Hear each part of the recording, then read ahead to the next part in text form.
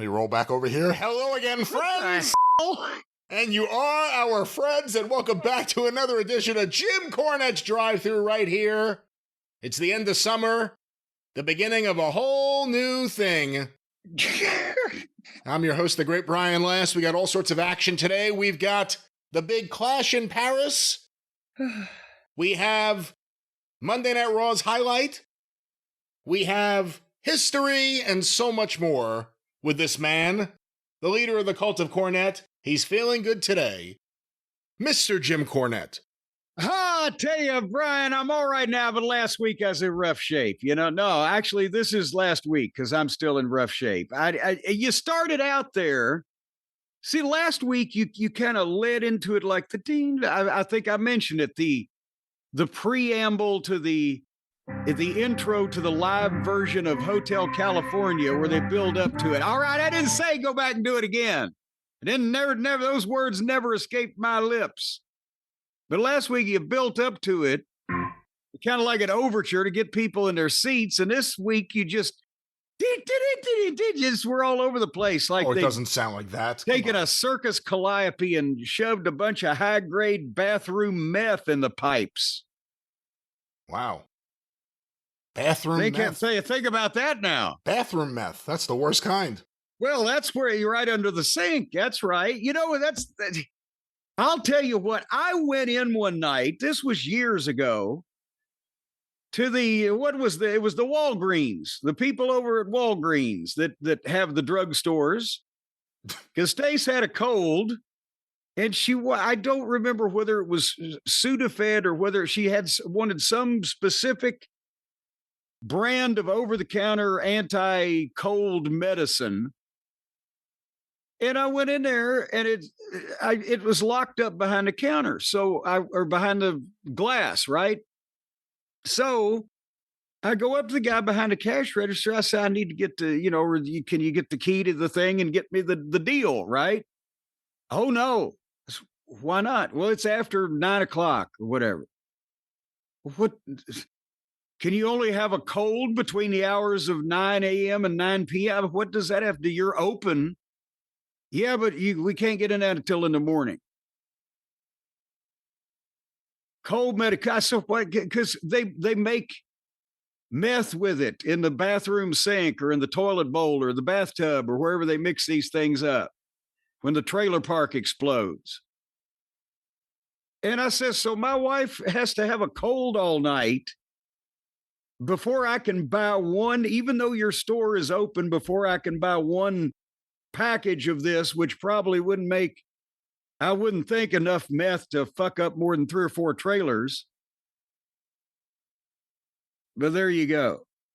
I mean, they can't just have the general people working at the store running the pharmacy section. You have to get a pharmacist. Pharmacy? I didn't ask for goddamn OxyContin. I said, give me some fucking Sudafed. It's in a goddamn box with a barcode. We don't need a degree to dispense this shit. All right. If I'd have needed an AK, talk. no, if I'd have needed an AK-47 to protect the meth factory, I could have goddamn gone down to the flea market and got that, and they'd have carried it to my car. But I can't get the goddamn Sudafed. You could probably get the meth there too.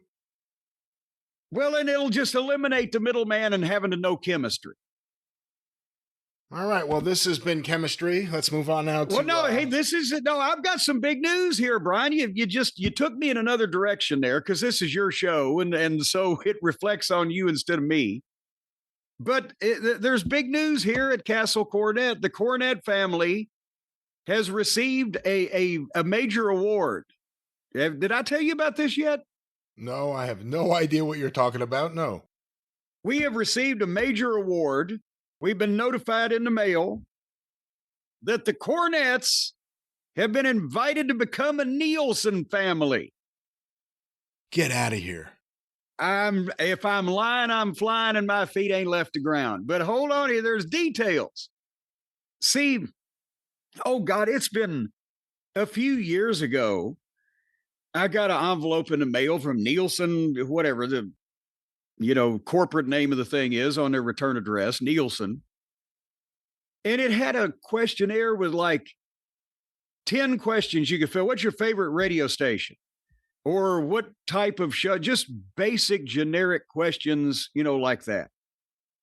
And wrapped up in that was, I'll have you know, I believe it was a $5. Yes, a $5 bill, a crisp $5 bill, like they just printed it. It hadn't even been circulated. I said, well, I'll answer here 10 questions. Because I remember it happened in the 70s. My mom got, they sent you 2 quarters. I still have the thing that the quarters were stuck in for you to just write down your favorite TV station or whatever the fuck, right? So I got the $5, put it in my pocket, went on my, mailed the thing in, went along my way. And here a few months ago, got the same thing. We got a 2-page questionnaire, 8 or 10 generic questions, right? Do you like comedies more than, or do you watch this? Blah, blah, blah. $10. Crisp $10 bill. See, they're hooking me, Brian, right?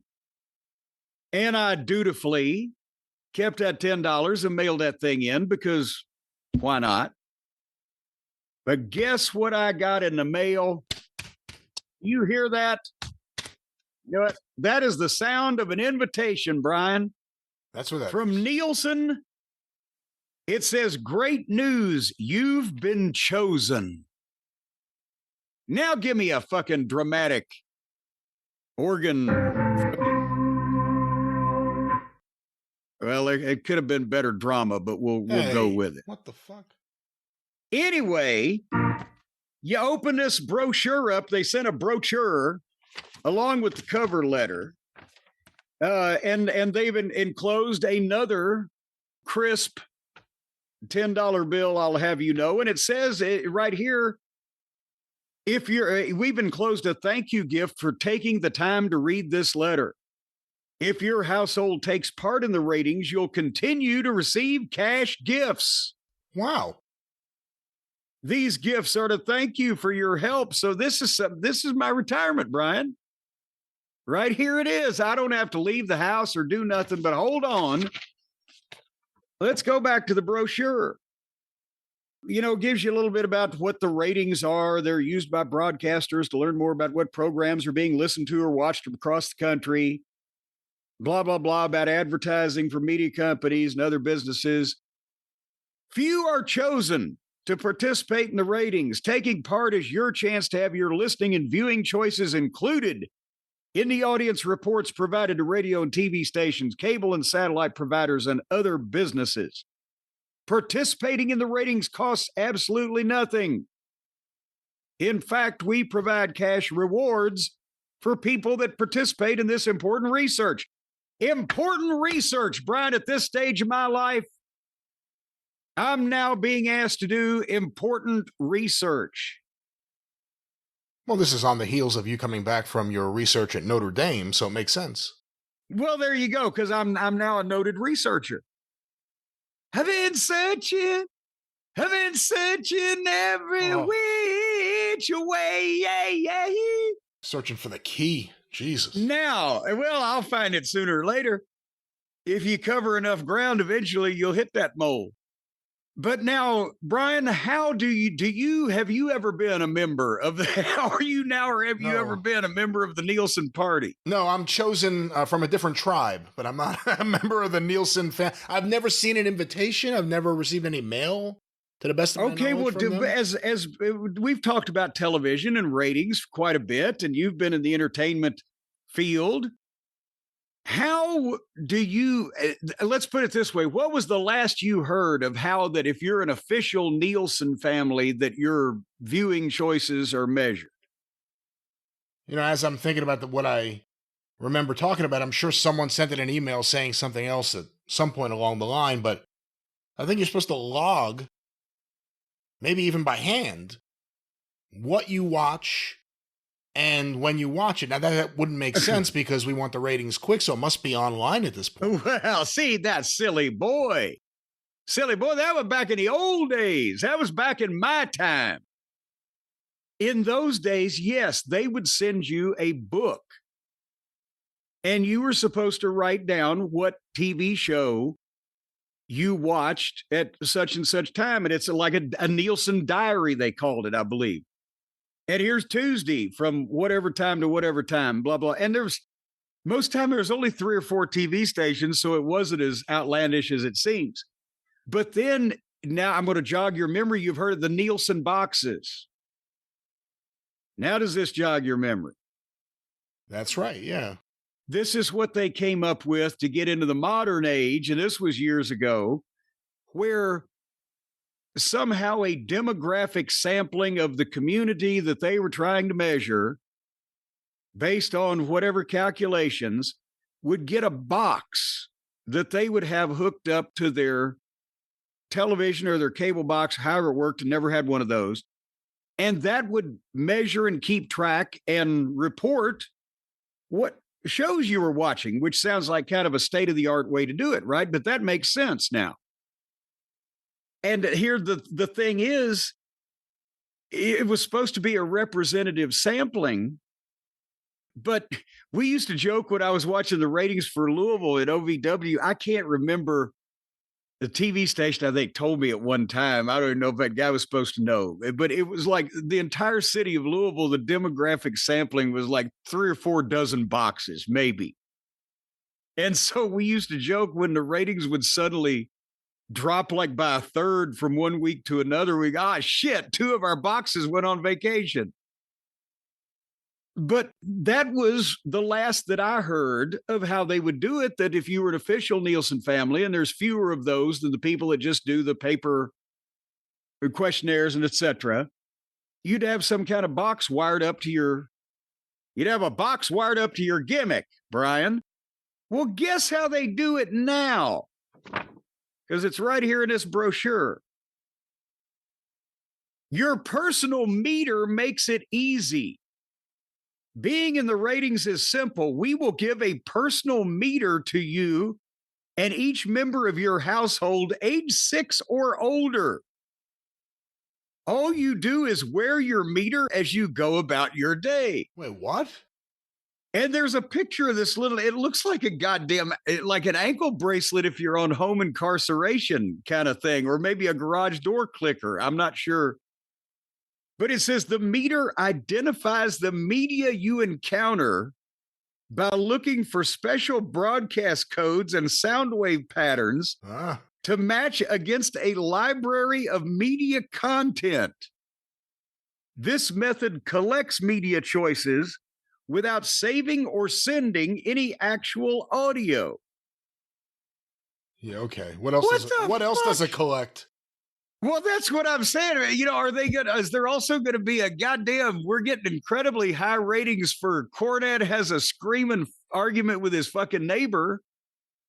That show's going through the roof. My apologies to Tony Khan. I thought your ratings went down because of the product. Obviously, it's just people saying, I'm not doing this. I'm getting rid of Nielsen.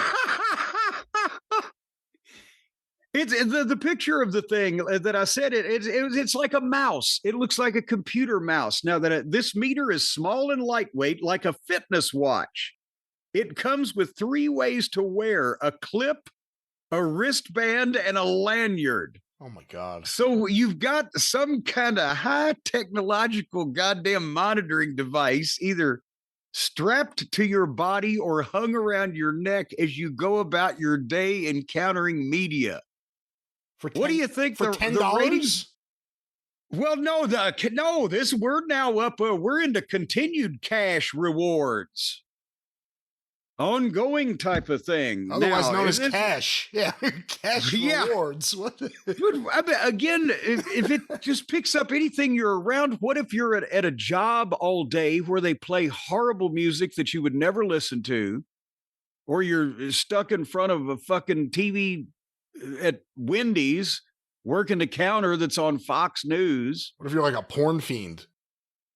Well, that would be another thing. What would the ratings be if Dumbo Does It Donkey Style, since that flick has been in release for quite some time? Yeah, what other metadata do they have? Could it be, is it songs?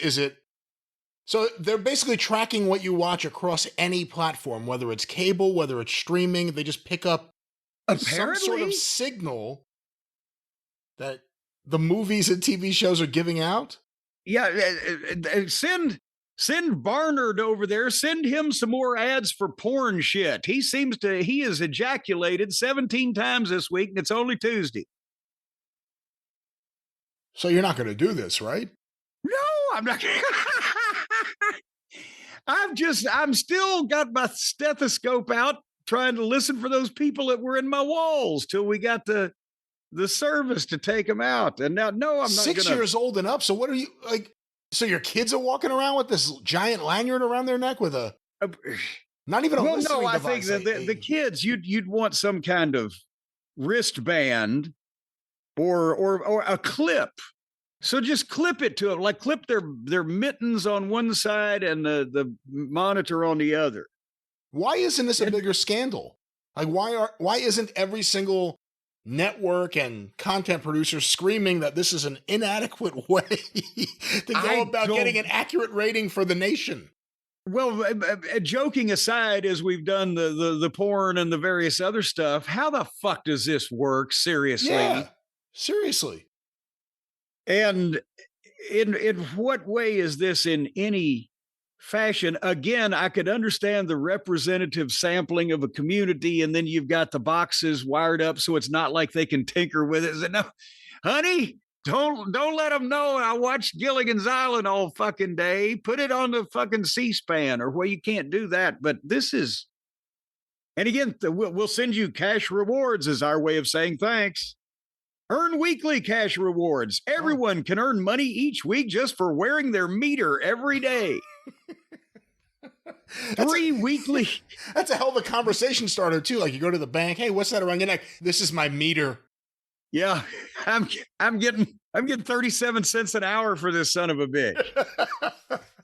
3 weekly sweepstakes. Yes, you're seeping. If you're seeping from your monitor, 3 weekly sweepstakes add dollars and fun. Wearing your meter can also qualify you for all 3 of the weekly sweepstakes drawings. You could win $500 in the Monday through Sunday sweepstakes, $250 in the Saturday sweepstakes, and $250 on Sunday.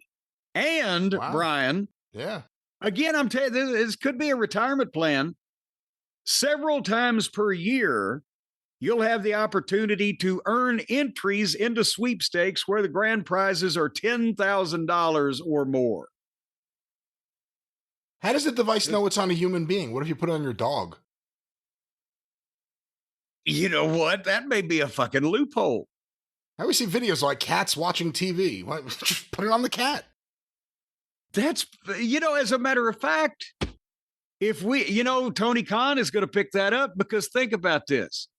He could just outfit all the dogs and cats at all the shelters with one of these meters and have them turn AEW on and just listen to the soundtrack with a lot of meow. Well, there's a lot of pussies on AEW already. I was going to say it's crazy to do this, but these wonderful cash rewards.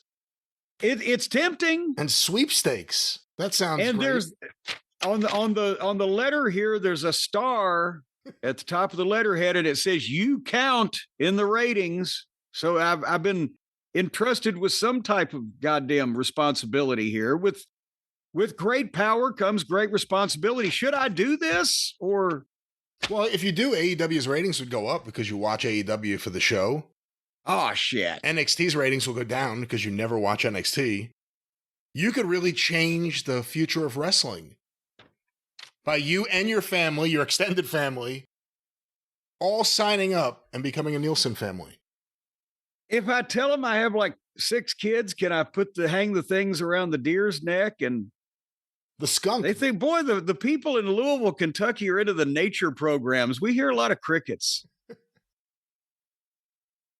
That's crazy. Speaking of hearing crickets. Hey, I'm only asking you because I figure that this is one of those things. There's nobody else on the line. That's why you're asking. No, because I figure this may be one of those things that you might have asked along the way. Because it seems like a logical question, and I don't know the answer. But why can't they just track what you watch through your cable box? Everything is now digital anyway.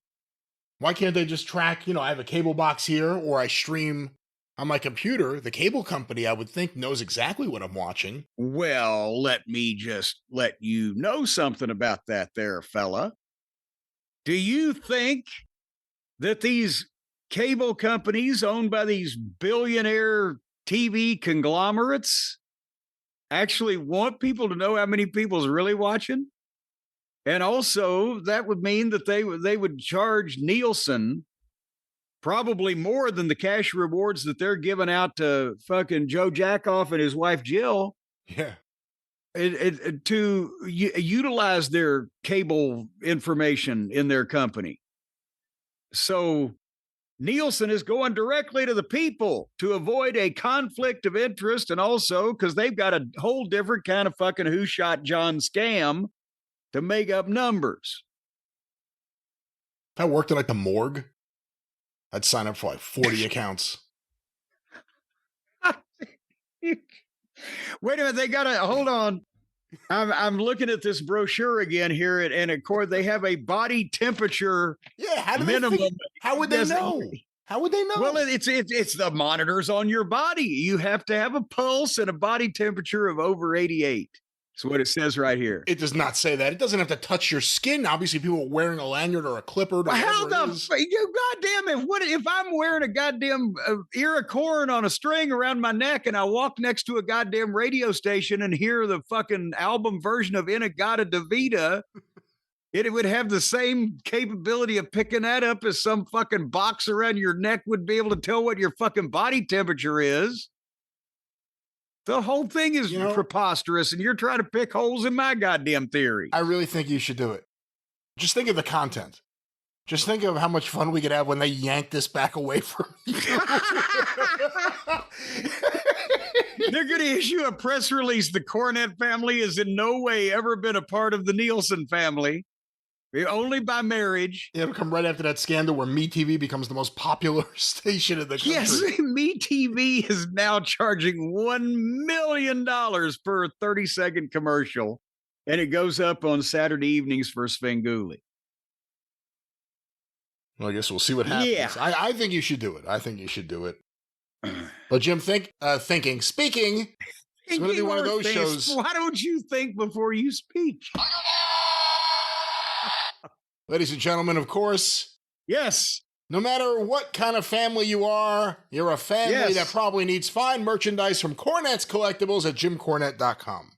It's amazing that you brought that up, because I was just thinking about that. And folks, I am being led to believe by Hotchkiss Featherbottom that we're going to get those pictures that I've been talking about for the last week or two up on JimCornette.com this week. Well, he's really been sludged under with the other project that we've been doing that I'm going to have ready to announce to the people on this week's Jim Cornette Experience, the new holiday sale at JimCornette.com. It starts in October with discounted prices and a brand new crown jewel piece of merchandise and all these type of things. Jim's Nielsen But in the monitor. meantime, yes, I autographed Nielsen monitor with a clip. But in the meantime, go to JimCornette.com and look for those cool unseen pictures of me that are now on sale that can be autographed for a very nominal fee, almost a subliminal fee, as a matter of fact, now that you think about it. JimCornette.com. You know, I just found a really cool 8x10 in the file. It's horizontal. It's Adrian Street, Linda on the left, and Jesse Barr on the right, and you're kind of on one knee in the middle, pointing to your back, and you have a Dynasty of Champions shirt on. Do you know who took that picture? I don't. Brian Hildebrand. I did not know that. Brian Hildebrand was down for one of our early group shot. Well, not group shots. He took a group shot, but one of the first times when the whole group was together there. That's what I'm trying to say. With me. The gang was all there. He was down and took some of those with my camera. So that was trivia. Yeah, there you go. There's some trivia. Cool shirt, though, and a cool picture. And there were pictures of you at ringside taken by Paul Heyman. That's kind of interesting, but more about Well, you know, the kid, he used to look at me under those magical ring lights and try to figure out a way to emulate the magnitude of me. Well, Jim, as we said, there's a lot to get to today, so why don't we... Did you hear about our friend down south? Are you going to lead with that? one of the most legendary figures in Southern wrestling that never actually was a star in wrestling of all time. I presume you're speaking about Buford Pusser? Well, old Buford, as we used to call him down in these parts. Yes. Can you believe what has been announced about Buford Pusser? Do you want to tell the people? I kind of know who he is. I've never seen the movie, either the original or the remake with Dwayne Johnson. I never saw either version. No, but there was no remake with Dwayne Johnson. It was a movie titled the same and is a whole different person and different story and a whole goddamn thing. Just like when he did the Black Adam. Very interesting. No, I did not. Yeah, it just changed everything. Yeah, it just changed everything. I did not see it, but I know who he is. I know that allegedly he was a wrestler, although I don't know if I've ever seen anything like with him on a card or anything. Oh, they're actually Buddy Wayne, not the Seattle Buddy Wayne, but the Memphis original Buddy Wayne. And I say original because he was much older than the other fellow. He knew him.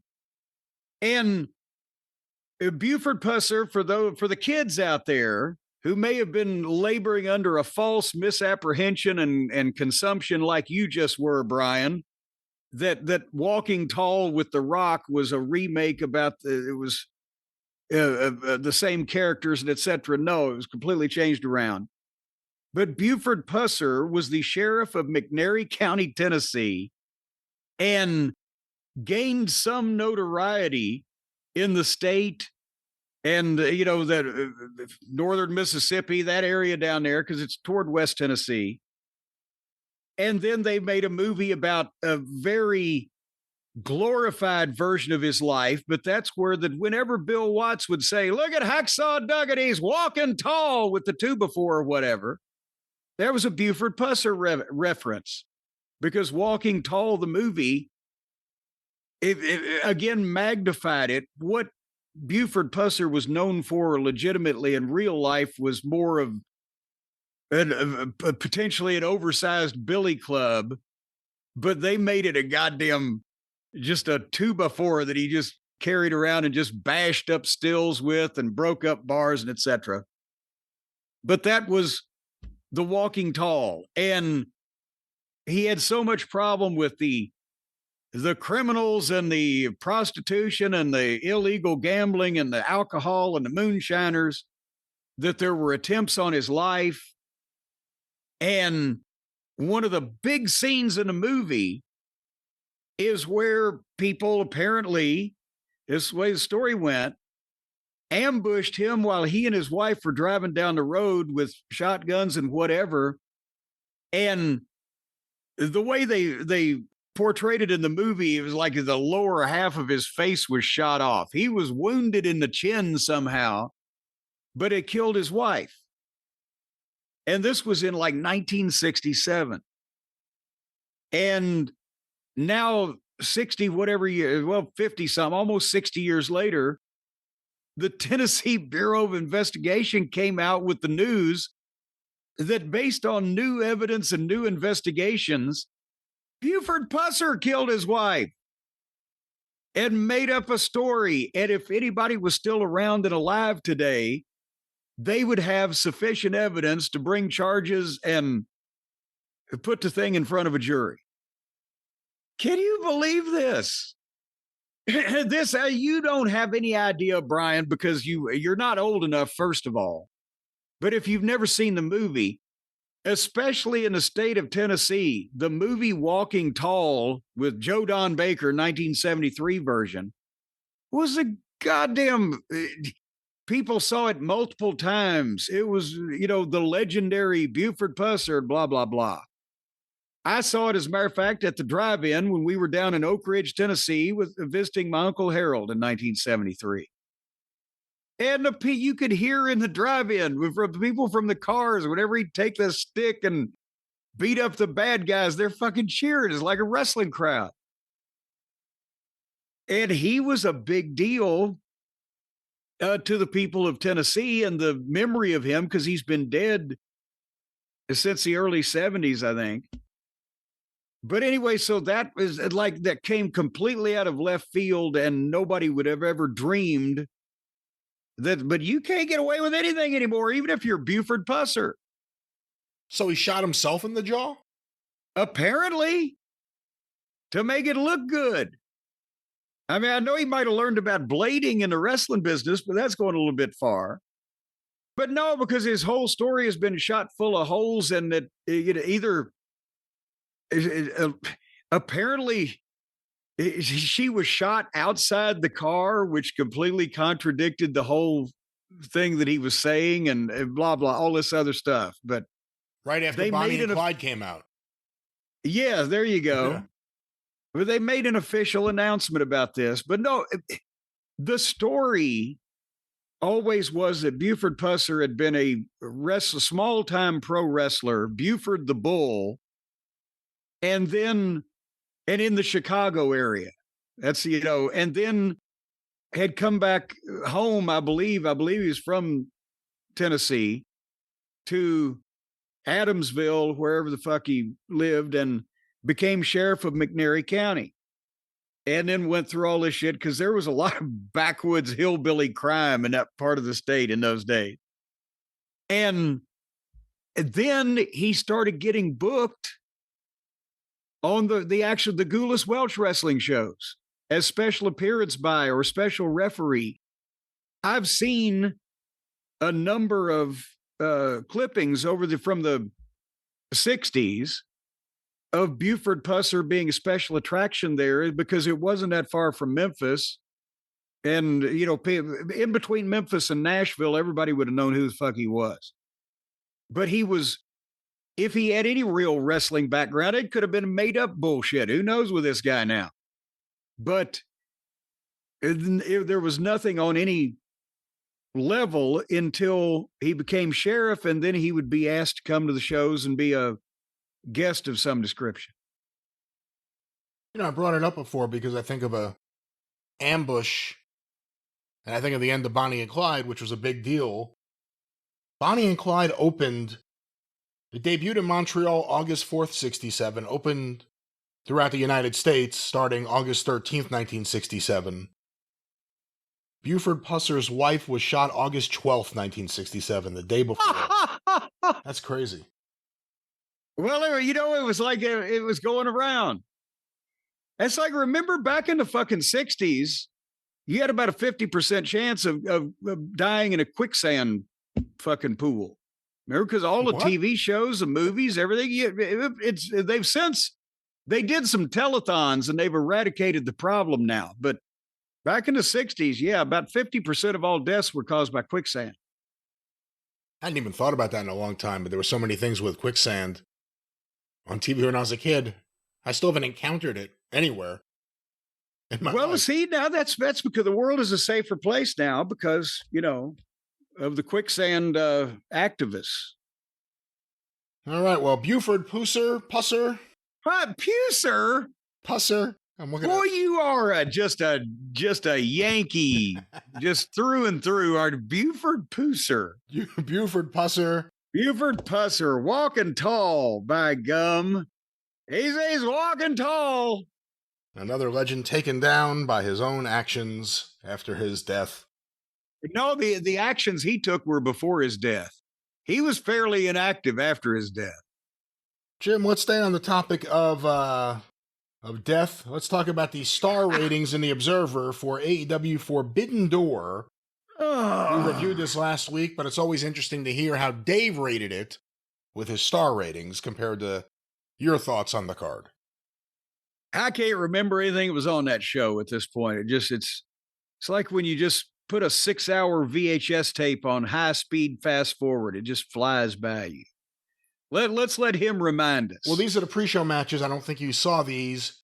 Yuya Imura and El Desperado and Roderick Strong and Kyle O'Reilly defeated Action Andretti and Leo Rush and Josh Alexander and Hechicero. 12 minutes, 14 seconds, 3.5 stars. Well, it was almost up there with a Kurt Angle masterpiece. Ricochet, Toa Leona, and Bishop Khan defeated Michael Oku, Kevin Knight and Mike Bailey, 9 minutes and 56 seconds, 4-star match. Oh, jeez. 9 minutes and 56 seconds, 4-star. This was super.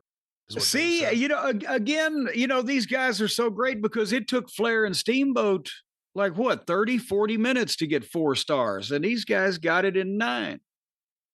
Megan Bain, Sky Blue, Tekla, and Julia Hart defeated Willow Nightingale, Queen Armanata, and Harley Cameron, and Chris Statlander. Oh, jeez. 11 minutes, 15 seconds, 3 3/4 stars. Well, they slipped in right in the middle. He didn't want to offend anybody, so he kind of slid them right in the middle. I'm just thinking, Brian, whether or not they have a big crowd for the AEW shows out in the arena, do they have to now start renting stadiums just because of the fucking size of the locker room? It was 116 people on the card. Well, that was just the pre-show. Now, remember, they had a Ring of Honor show that weekend, too, I believe. But Samoa Joe is now the main card. You know what? They would have made it cheaper if Tony had just leased 2 747 jumbo jets and just picked them all up and fucking took them over there and back instead of buying plane tickets. See, what Tony should really do is start his own jumbo jet company and then lease the jumbo jets to AEW. Make money on both ends. Well, let's go back here. One more match on the pre-show, Jim. Samoa Joe, Powerhouse Hobbs, and Katsuyori Shibata defeated Drilla Maloney. What? Defeated Drilla Maloney. Where the fuck? That sounds like a goddamn lumber company here in Louisville. Where did that come from? With Robbie X and Clark Connors. Old Chuck Connors is back? 9 minutes, 59 seconds, 3.5 stars. So is that an 8-woman, an 8-man, and 2 6-man tags? I believe so, yes. So it's 8 and 8, 16. 16, 6, 20. That's 28 wrestlers plus assorted periphery hanger-ons at ringside on the pre-show. Well, glad we got that out of the way so we can get the show started. Yeah, that's why it's such an insult when you're not booked. Because everyone is booked. Every single person's on this show. It's like, how can I not get on this show? Where's AR Fox? Jim, the main show, Adam Copeland and Christian Cage defeated Killswitch and Kip Sabian. Oh boy, remember this turned dreary in spots. 13 minutes, 46 seconds, 3.5 stars. Okay. All right. Kyle. Go ahead. I was just about to say, if he thought this was 3.5, I mean, I don't see any way in the world anything else is going to go below that. Do you?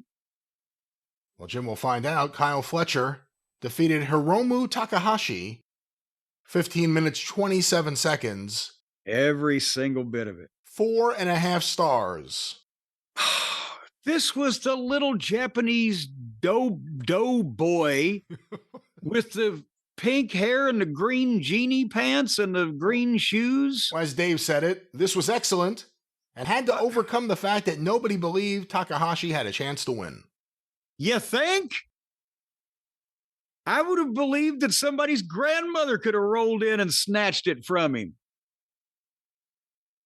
How's that 4.5 stars if you got this alleged star you're trying to build that takes 15 minutes to beat a guy that's a foot shorter, a whole lot worse shape, and looks like a fucking soggy bowl of Cheerios? Well, Jim, the next match, Mercedes Moné defeated Bozilla, Persephone. I really like Persephone better. Persephone has a better ring to it. And, there goes Tokyo. Bozilla. And Alex Windsor, 15 minutes, 28 seconds, 3.25 stars. Oh, okay. That's the low. He had to recognize. You better recognize. He recognized. This match was creative as hell, but not everything worked there's perfectly. The qualifier. Yeah, but not everything worked perfectly. Yeah. Such as 3 or 4 of the participants. Jim, the next match, Kyle Sabre Jr. defeated. Who? Oh, excuse me, Zack Sabre Jr. They snuck another one in on him. Zack Sabre Jr. Who is this fucking Sabre guy, and how does he keep recreating himself? Defeated Nigel McGuinness 17 minutes, 1 second, 4.5 stars. Oh, good God. It was fancy. But at this point, he's giving the guys that are a higher rating they're imitating guys he would give a lower rating to. It's come to this. Well, no, there's still more. Jim, Bandito, and Brody King won a 3-way over Shelton Benjamin and Bobby Lashley and FTR 16 minutes, 4 seconds, 4-star match. Ooh. Hey. Okay, we know that there were obvious problems with it, and a lot of it stizzunk, and it didn't even put the belts on FTR so that they could build their own company's pay-per-view match with Edge and Christian in Toronto, their hometown. But it was a 4-star match that just tore the house down. Rarely see anything like it. Well, there's still more house here to burn down, Jim. Kazuchika Okada defeated Swerve Strickland 16 minutes, 38 seconds. Okay, Dave is genetically incapable about being honest about Okada. 4.25 stars. Tony Storm. I've seen matches with radio DJs where they tried harder and took better bumps. Tony Storm defeated Athena 15 minutes, 14 seconds, 3.75 stars. Mercifully, I avoided that match, and so I can't disagree with him, and probably do, but I can't. Adam Page defeated MJF 31 minutes, 16 seconds, 4.75 stars. Which is as good as 5, I believe Davis said. Yes, it's just we're arguing about nothing. If it's between 4.75 and 5, then why do you go into 25 percentiles? But nevertheless, she's again the MJF tried. I did mention it was the best Adam Page match in a while, which is not a huge compliment, but they did veer off into nothing can beat anybody, but not as bad as most of the clowns in this territory.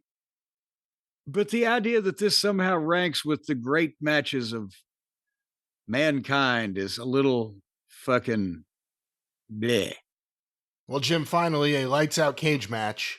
Kenny Omega, Will Ospreay, Kota Ibushi, Darby Allin, Swami, barking at the middleman, Hiroshi Tanahashi. Swami has more aggression than most of the people in the cage match. Defeated Jon Moxley, Gabe Kidd, Claudio Castagnoli, and the Young Bucks 32 minutes, 26 seconds. 5-star match. Was it the gummy bears that put it over the top for him? Do you think that was it when they hauled out the gummy bears? Oh my God, this is paradise. This is the greatest wrestling match I've ever seen. They've used the gummy bears. Serious question. Do you think Dave feels at all guilty about, when you look at the fact that Omega could barely work, or he can only work a handful of matches, has to be hidden in tag matches. If he works a singles match, he can't walk again for weeks or whatever it is. Ospreay's out, back surgery. Swerve out. Like all the guys that he ranks the highest, and that the star rating never goes down, it always just stays at that level, are the guys who can't work a regular schedule and you have to worry about their future injury-wise. Well, but again, Dave shouldn't feel guilty, because if somebody who's stupid or a mark or easily swayed and bamboozled by flattery takes your words and, lets that get in the way of their business, it's not really your fault. They shouldn't pay attention to Dave in the first place in that degree. But I saw a comment on the internet recently where they quoted old Swerve as saying, well, if I get the 5 stars, that's great, but I just want to go out there and entertain people or whatever. But, I didn't get the chance to have 5 stars till I came here. Like he's doing a bad job of hiding. He was really going for the 5 stars.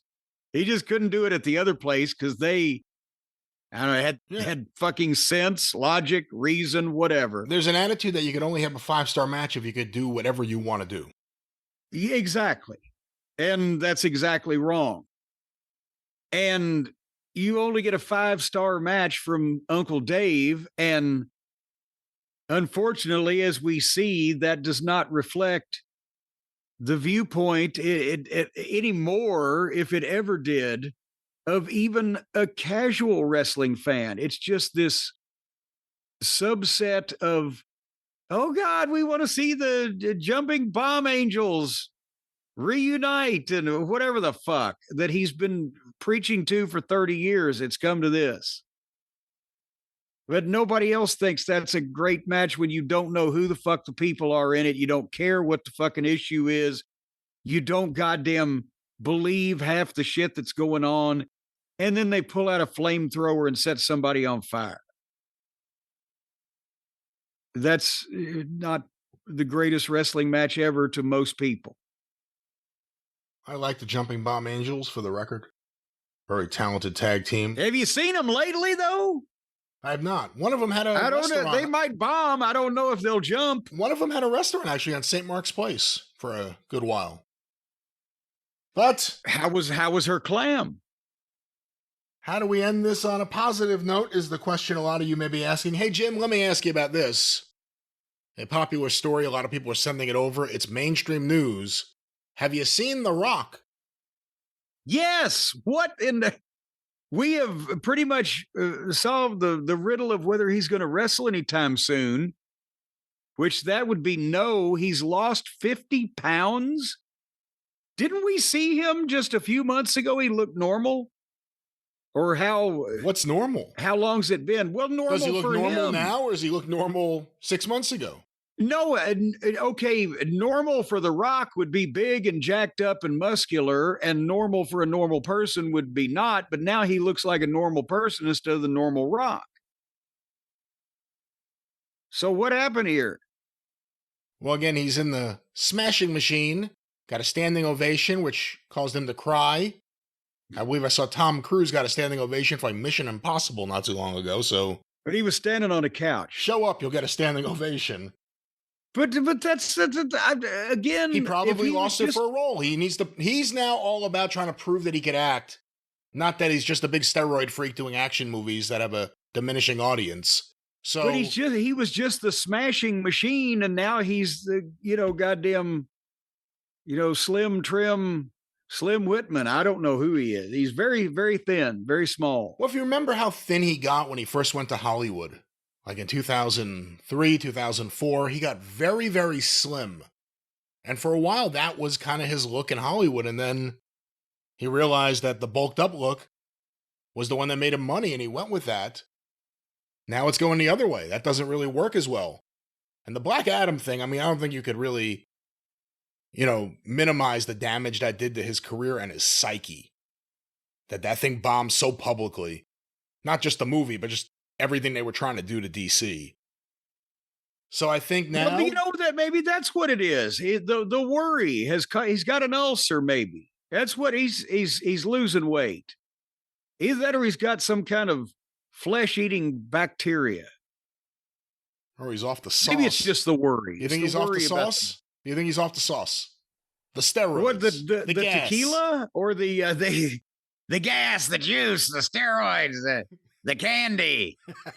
Well, if he's taking them, I don't know why the fuck he would be, because isn't that the goddamn opposite of what you would take them for? Let me take some steroids to get smaller. Does anybody do that? It's good for Gewurz and whoever carries his piss. What, Because steroids? Well, no, I got to think the less shit he takes, the less piss. Like throughout the day, that like unhealthy, like, hey, I'm taking all sorts of supplements. I'm pissing all over the place. He's not swigging the steroids out of a goddamn Gatorade bottle. The steroids ain't going to make you piss. And supplements like the fucking protein bars and the energy drinks and the like, that doesn't make you piss any. Or whatever horse hormone he's on that got him to look the way he's looked for the last decade. As unnaturally big as anyone I've ever seen in my life. I'm telling you, it's the genes because out in the Pacific Island, they didn't have pollution until about 30 years ago. So all those folks have better genes. All right. Well, are you interested in seeing Smashing Machine? Getting good reviews coming out of the Cannes Film Festival or Cannes? Coming out of the can? Get good reviews coming out of the can because he washed his hands. No, I'm morbidly curious because remember when we first saw the makeup and we did a report on that and some people were panning the movie from seeing the trailer that they had put out at that time, saying that it's like the movie's kind of like a parody, but The Rock was playing it straight. What do you think? They got everybody else in the movie to parody things just so that Rock would look like the actor by default, or what? How do you get a 15-minute standing ovation for anything? How do you get some people to stand up for 15 minutes? Well, again, it's not an uncommon thing at these film festivals. We'll see what happens once it gets to the States and how they market. Here's the thing. After you got to about 7 minutes and 45 seconds, even if you were the person they were applauding, wouldn't you start screaming, can you sit down and shut the fuck up? Yeah. This is ridiculous. Do you know how long that would be to just stand there? Yeah. The only way it works is if they literally pick you up and carry you on their shoulders, like walking down the street and people are just walking along clapping and cheering. Not if like you're just standing on the steps looking at everyone and they keep clapping. Exactly. And they outlawed that because they kept having heart attacks. You can't carry people down the street anymore while you're clapping and cheering. Did you know that? It's against the statutes. What did you think about the fact that it became mainstream news that The Rock, even before, the standing ovation and anything else, the fact that he showed up looking the way he did, there were people that thought he looked sickly. There were people that, right away, everyone's like, what happened to The Rock? What's different about The Rock? What do you think about the fact that that became news? I don't think anything of it because anytime that there's some type of startling visual, either somebody looks remarkably different, either to the positive or the negative that they used to, that people remark on it. But what I'm trying to figure is how the fuck did he do that? Again, I don't remember when the last time we saw him on television was. I know, obviously, Unreal was recorded last spring. Yeah, it was February, right? We saw him in February, I think. Well, that Netflix was January, and so Elimination Chamber was the last time we saw him, right? Okay, but goddamn, it's not like he was a fat sloppy fuck and he could just put the donut down and start working out and lose weight. Because he had muscle to begin with. How do you go and work out to lose muscle? And how can you diet that many pounds off when it wasn't fat to begin with in that amount of time? That's what I am most stunned about. But back in my day when I was built like that, when I was younger, it was easy for me, but I got an inhuman constitution. All right, well, we'll see what happens with The Rock. We'll see if he does show up. It'd be weird if the final boss, the man who he declared himself as the greatest heel of all time, if he showed up looking slimmer. It changes the conversation.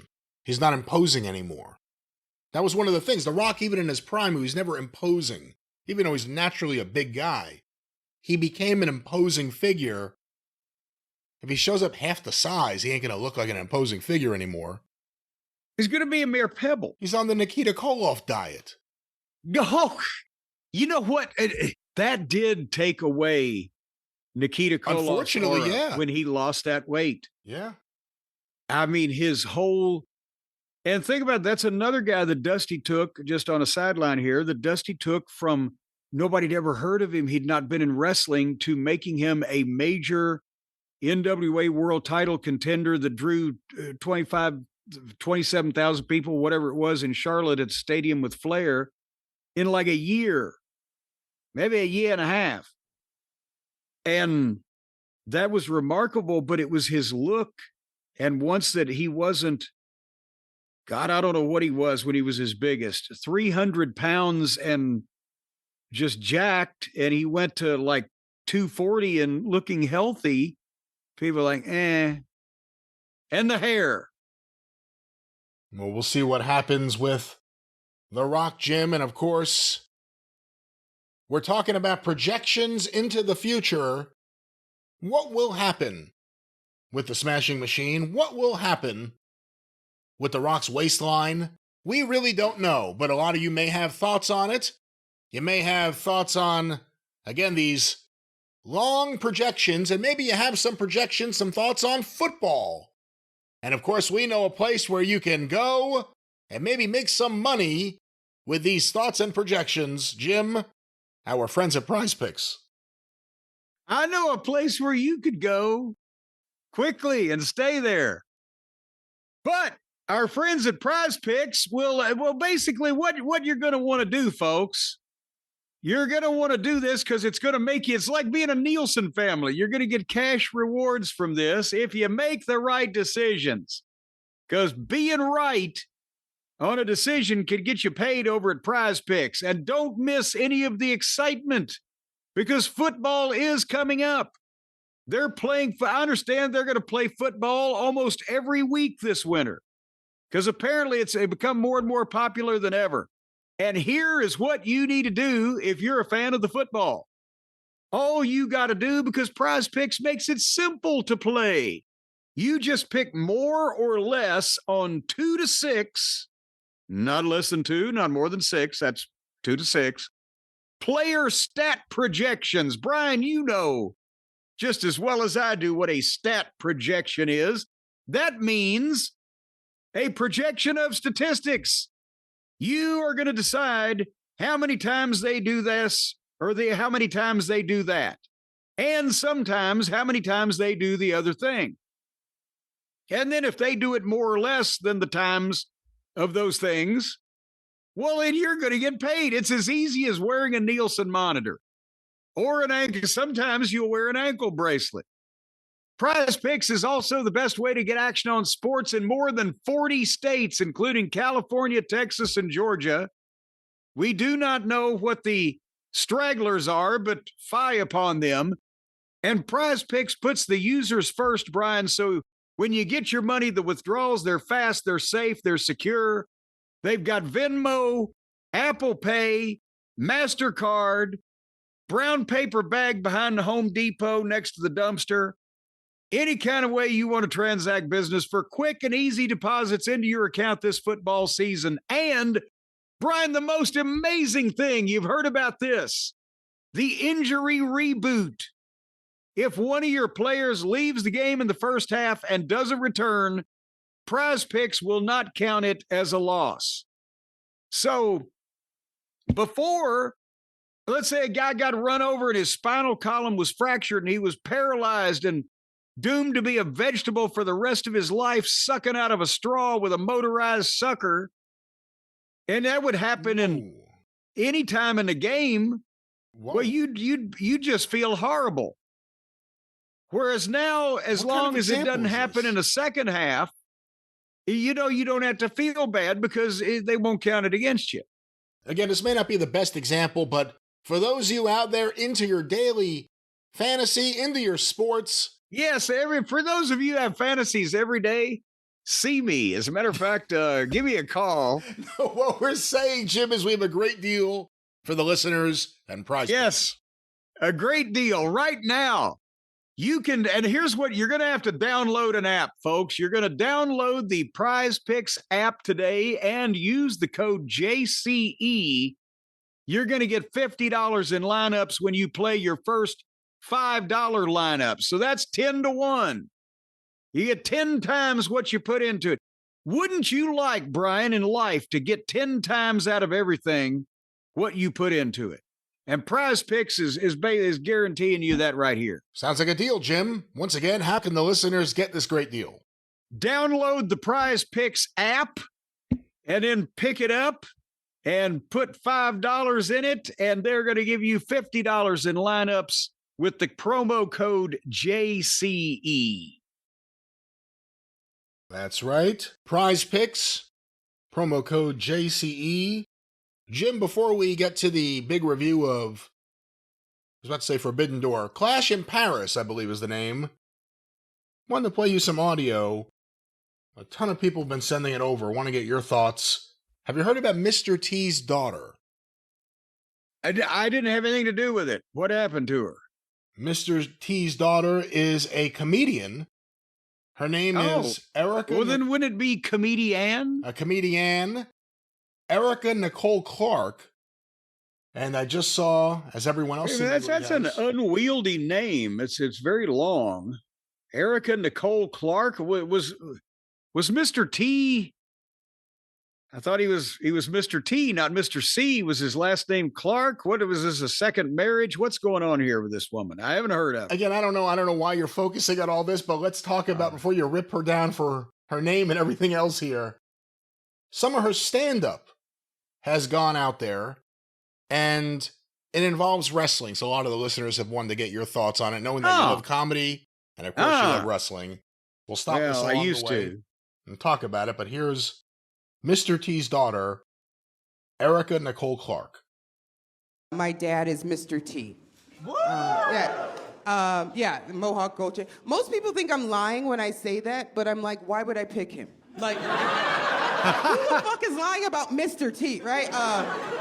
And I grew up in the 80s and 90s, so either everyone believed me or no one believed me. Like, there was no in between. I grew up in a very wealthy neighborhood, so everybody believed me there, because they were like, why the fuck else is your black ass here, right? Like, well, when I was a kid, we lived on the south side of Chicago, and like, I get it. Like, I'm a black girl at an all-black school, and I'm trying to explain to my friends that the reason why they've never seen my dad before is because he's doing WrestleMania with Hulk Hogan, right? Like, everybody was like, shut the fuck up, Erica, right? And let me stop it there for a moment. Any initial thoughts?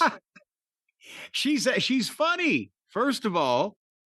And secondly, that has to be true. One would think. Yeah. If, she's at some ritzy school or whatever. Where's your dad? Well, he's off he's Mr. T. Bullshit.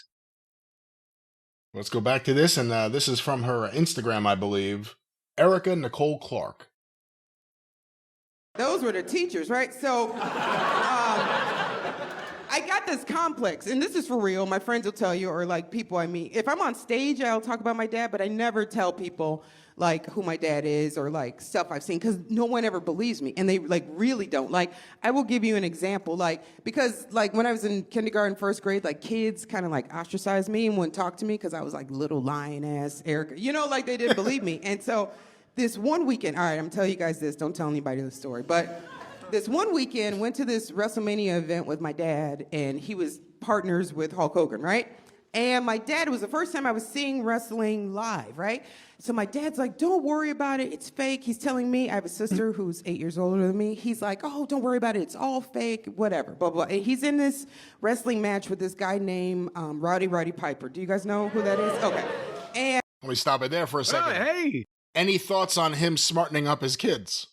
Well, I mean, I wouldn't really expect Mr. T to have the deep, abiding respect for the wrestling business that he was just being in as a publicity stunt to not tell his kids that, the other guys are not trying to beat him up. I wouldn't expect any different. But I like when he's at a WrestleMania event, like everything he was at was WrestleMania. TV, the whatever that she may have gone with, but no, I don't expect him to keep the business secrets safe from his children there. And by the way, it may have been WrestleMania if it's about Mr. T teaming up with Hulk Hogan against Roddy Piper. Well, yeah, I mean, whether whether she went to any of the other functions with them where they were doing whatever the fuck, but let's go back to this story. But also Piper, that's not a wrestling crowd, right? But Piper got a pop. Yeah. Again, they live still as a cult following. But let's go back to Erica Nicole Clark. and it's another dude or whatever, right? So my dad gets into the ring, and immediately Roddy Piper flips my dad in a way, and he cracks my dad's ribs, right? So my dad has to go to the emergency room, right? So me and my sister are crying, whatever. They take my dad to the ER. They bring him back he comes back to the hotel room. He's all bandaged up. And like Hulk Hogan's in our hotel room, and Hulk Hogan's doing like lines of cocaine, right? And he still has the yellow shorts on, right? And he's like, T, I'm gonna fuck him up when I swear to God, I'm gonna fuck him up. And my dad's just like, oh God, my ribs hurt so badly, right? And then there's a knock at the door, and it was Roddy Piper, right? And he goes, hey, T, I'm real sorry about what happened. And Hulk Hogan's like, fuck that, and grabs Roddy Piper and brings him into the hotel room, throws him against the wall, smashes the mirror. They're beating him. My dad's trying to break it up. Hulk Hogan's wife, Linda's there, and she's like, Terry, stop, right? And I'm like, wow, I didn't know that was his name, right? So,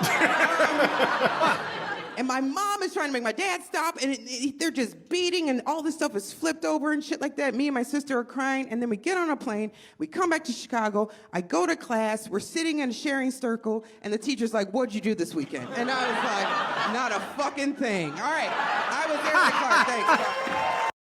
Well, there it is. There's her, the closer of her set. What do you think of that story? What do you think of her delivery? Well, her delivery is great. Like I said, she's funny. She got the timing and the blah, blah, blah. But I feel like I'm critiquing one of Paul Heyman's stories. Now we're faced with the choice of believing that she made it up for entertainment purposes, or all these guys decided to do an angle in front of Mr. T's family specifically to scare his children. I have to believe that it's made up for entertainment purposes. Really? What makes you say that? Did they jerk him into and throw him up against the wall and start breaking mirrors and beating on him? Would Hulk Hogan or anyone who was closely working with Vince McMahon at that point in 1985, or we're talking about the period around the first WrestleMania, would they have been legitimately upset if, much like David Schultz going after Mr. T in LA, if someone actually hurt him and possibly scared him away? Well, if it was some fucking jack-off, but no, not Piper, not the people that were involved in the goddamn... No, they didn't get in a fight in a hotel room for a legitimate shoot, which is what she's describing, or one would think felt the need to work an angle just in front of Mr. T's children. And was it, and actually, I don't honestly remember, but I'm wanting to believe that Mr. T, if he did end up with cracked ribs, wasn't that from the goddamn boxing match that he and Piper had a year later at 86? Or did he have cracked ribs there, or was he just blown up and ready to puke? Just about every time we saw him, he was blown up. So I don't know when the cracked ribs would have been, but obviously if you have cracked ribs, that would cause you to, at a minimum, blow up in the match. Well, but again, regardless, no, if none of the boys would have taken Mr. T's side against Roddy Piper, even if Mr. T did end up with cracked ribs or whatever, which again, I think this is an entertainment story based on real events.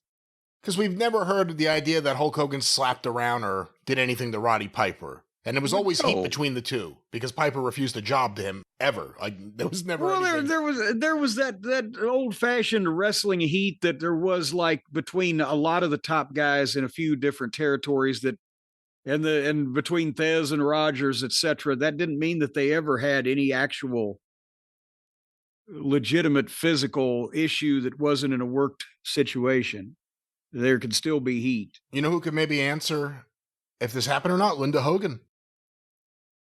Oh, well, they're the soul of veracity. If she says it, I believe it. You can notarize her tongue. It's been out in the sun. It's been out in the sun long enough. Probably somebody already has. So Hogan's still in his trunks and he's doing cocaine. Linda's there. Mr. T's kids are there just watching Hulk Hogan do cocaine. And then Piper knocks on the door to apologize. I mean, that's typically what would happen if a wrestler accidentally hurt another wrestler. Yes, they'd wait until everybody brought the TV star and his kids into the cocaine party before they'd come in and publicly apologize.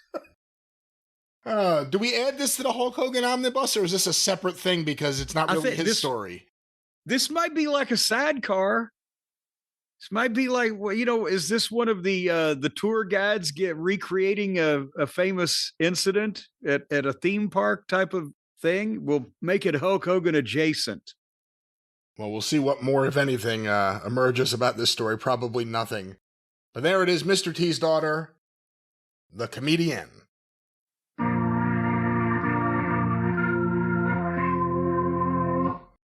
Ooh, rather abrupt ending, but Jim, you know what that means? That means it is time for the classy portion of the show.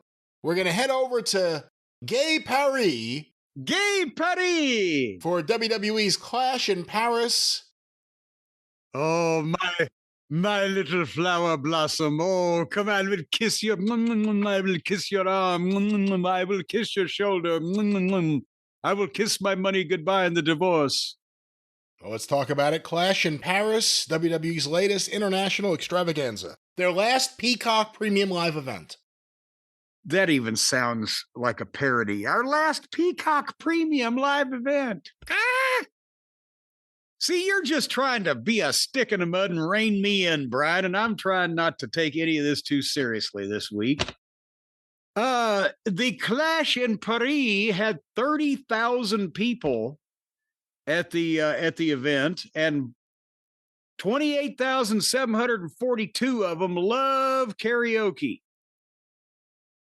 The Europeans are a singing bunch of folks. Is this a thing that is just it's completely that whole region of the world over there is just going to do this nonstop? Right? It is now spread over here. You hear it now at American wrestling shows, specifically because of these international events that have taken place, and the fans just nonstop singing, in this case dancing. It was almost like they conjured up a power from their dancing and caused things to happen. Yes, the lights flickered. I thought they were going to pair off into the goddamn, the Soul Train fucking line there where they could dance down the middle individually, but they didn't. He was like, we're going to dance until what we want to happen happens. Let's go and sing. No, it's a lot. And they've got their own chants, though. And obviously some of it was in a foreign language of some description. What do they speak over there in France? French. Well, see, at least they're logical people. So let's start at the beginning. I speak some French. You want to hear it? Oh, go ahead. I surrender. Oh, come on now. It's terrible. What would LeBeau think of you at a time like this? He was fighting the good fight in the French resistance. Vive la France! Vive la resistance! See, I can get somebody else a gimmick in the WWF just off an old Hogan's Heroes episode. Anyhow, so these singing, dancing son of a bitches came to see this show. And is it me, Brian, or did this magnify again the differences? AEW, they can get a house still in London or whatever, or for one of their big pay-per-view events, but they were in the fucking ECW arena last week and, committed 17 acts of attempted mayhem and homicide in front of 900 people, and it never stops. And here they've got 30,000 people, and I swear to God, this was the slowest paced wrestling show up top to bottom. There were good things. Now, that opening match, we'll get to it momentarily, that took forever. But it just, again, I know people are going to say, oh, Cornette, the territory days were the way. Well, they were. But I'm not even telling you, if you go back to what everybody still tries to praise and replicate and what got us into this mess, the Attitude Era, those goddamn classic matches that drew all those huge crowds and sellouts and pay-per-views and blah, blah, blah, they didn't go 35, 40 fucking minutes every goddamn night, multiple times per night. Austins and Takers and Bears, oh my, all those names they got in there for their grudge matches, their main events, their title shit, the stuff that's set up with angles, and they fucking had a kick-ass fucking fight. They didn't waste any time. They didn't let grass grow on them. And they tore the house down and got the fuck out of there. And they have completely evolved the style. I'm not saying that you should go 100 miles an hour, whether you're over or not in every match, whether you're getting any feedback or investment from the crowd or not, and do just spot after spot after spot like the indie folks. But Jesus Christ, I've seen guys both down selling on this pay-per-view longer than some matches used to take. It would seem, again, there would be some type of happy medium, is all I'm saying. Unfortunately, there isn't. Well, thank you very much. That's what reality's smacking us in the face with. So the opening match was Bronson Reed versus Roman Reigns, and you haven't lived until you've heard. You know, the best part to me, of Roman's entrance in this show, because it takes a while, again, for him to get there, but his music has that slow groove, and there were 30,000 really white people with no rhythm trying to sing Roman Reigns to his music, which it sounded like trying to sing the Partridge Family over Beethoven. It didn't fucking fit. No, the British fans are very good at it. The French fans haven't been able to successfully nail that part of it. And maybe there's some kind of, I don't know, problem with the French music, the School of Music, all the famous French composers. They didn't deal in funky Samoan entrance music. And anyway, then they sang with no music. And then finally they rang the bell. And they didn't do anything, and the fans sang some more. And then they didn't do anything else, and the fans chanted. And then they did a collar and elbow lockup and milk and got some more chants. And I swear I was like, then there were 1 tackle, 2 tackles, some punches. I said, it's a spot show match. This is not a grudge match. The guy stole his shit. He had his Shula Fala. The whole thing with Heyman. This big fucking animosity they built up, and they're doing the 10 punches in the corner in the first 5 minutes. Did this seem odd to you? This entire match and the match layout seemed odd to me. It was an endless match with a very long post-match, even though that was better than the actual match. That too took a long time. But this match... They certainly lulled you into thinking it wasn't going to happen. I'll agree with you. This match went forever. This was brutal. This was like these guys doing AEW's main events. Like, we'll do 30 minutes no matter what. They went forever. I didn't even write down how much time. It felt like it went 40 minutes, this match. Well, hold on. I believe I did. It felt like 40 minutes. What was it? 40 minutes plus. Counting all of the various things that were going on in the thing. This was brutal. And at one point, Michael Cole said, well, you know, Roman Reigns only wrestled 4 times this year, but Bronson Reed's been in the ring every week. Do you think that'll play a part? Wasn't he off for like months with a broken ankle? Yeah. And he just come back not long ago? And by the way, this comes on the heels of them bragging again on commentary. Like, Roman Reigns held the title as long as almost anyone. Yeah, and he defended the title less times than anyone. Barely wrestled. But I mean, they'd do something. They'd have a flurry. At one point, Bronson Reed rock-bottomed Roman Reigns on the desk, but then I'm making notes like Bronson Reed stops Roman Reigns, gets slow-paced heat. Why can't anybody go all out for 9 minutes and tear the house down and leave anymore? The fans were singing during a chin lock, long chin lock. 10 minutes in, I'm saying, hurry up. Imagine how wrestling fans would treat Big John Studd. differently today if when he was putting someone in a chin lock, they all sang. It changes the whole atmosphere. It makes guys seem better than they are. Well, actually, sometimes it doesn't. Sometimes it seems obvious that people are just entertaining themselves at the expense of things in the match you're trying to get over if you're one of the guys in the match. I mean, you know, Reed can get aggressive, but he's 300 and whatever pounds. He can't be aggressive for 30 minutes straight, and he's more impressive when he is aggressive. But I wrote, I get the pace is glacial, nothing wrong, just slow. And then they started some, you know, big false finishes, whatever. Bronson Reed foiled a spear, hit a power bomb, got a 2 count. And then finally they set it up. Roman Reigns got a Samoan drop off the top rope and speared him 1, 2, 3. It's kind of okay. They just finished. It didn't, the energy wasn't there.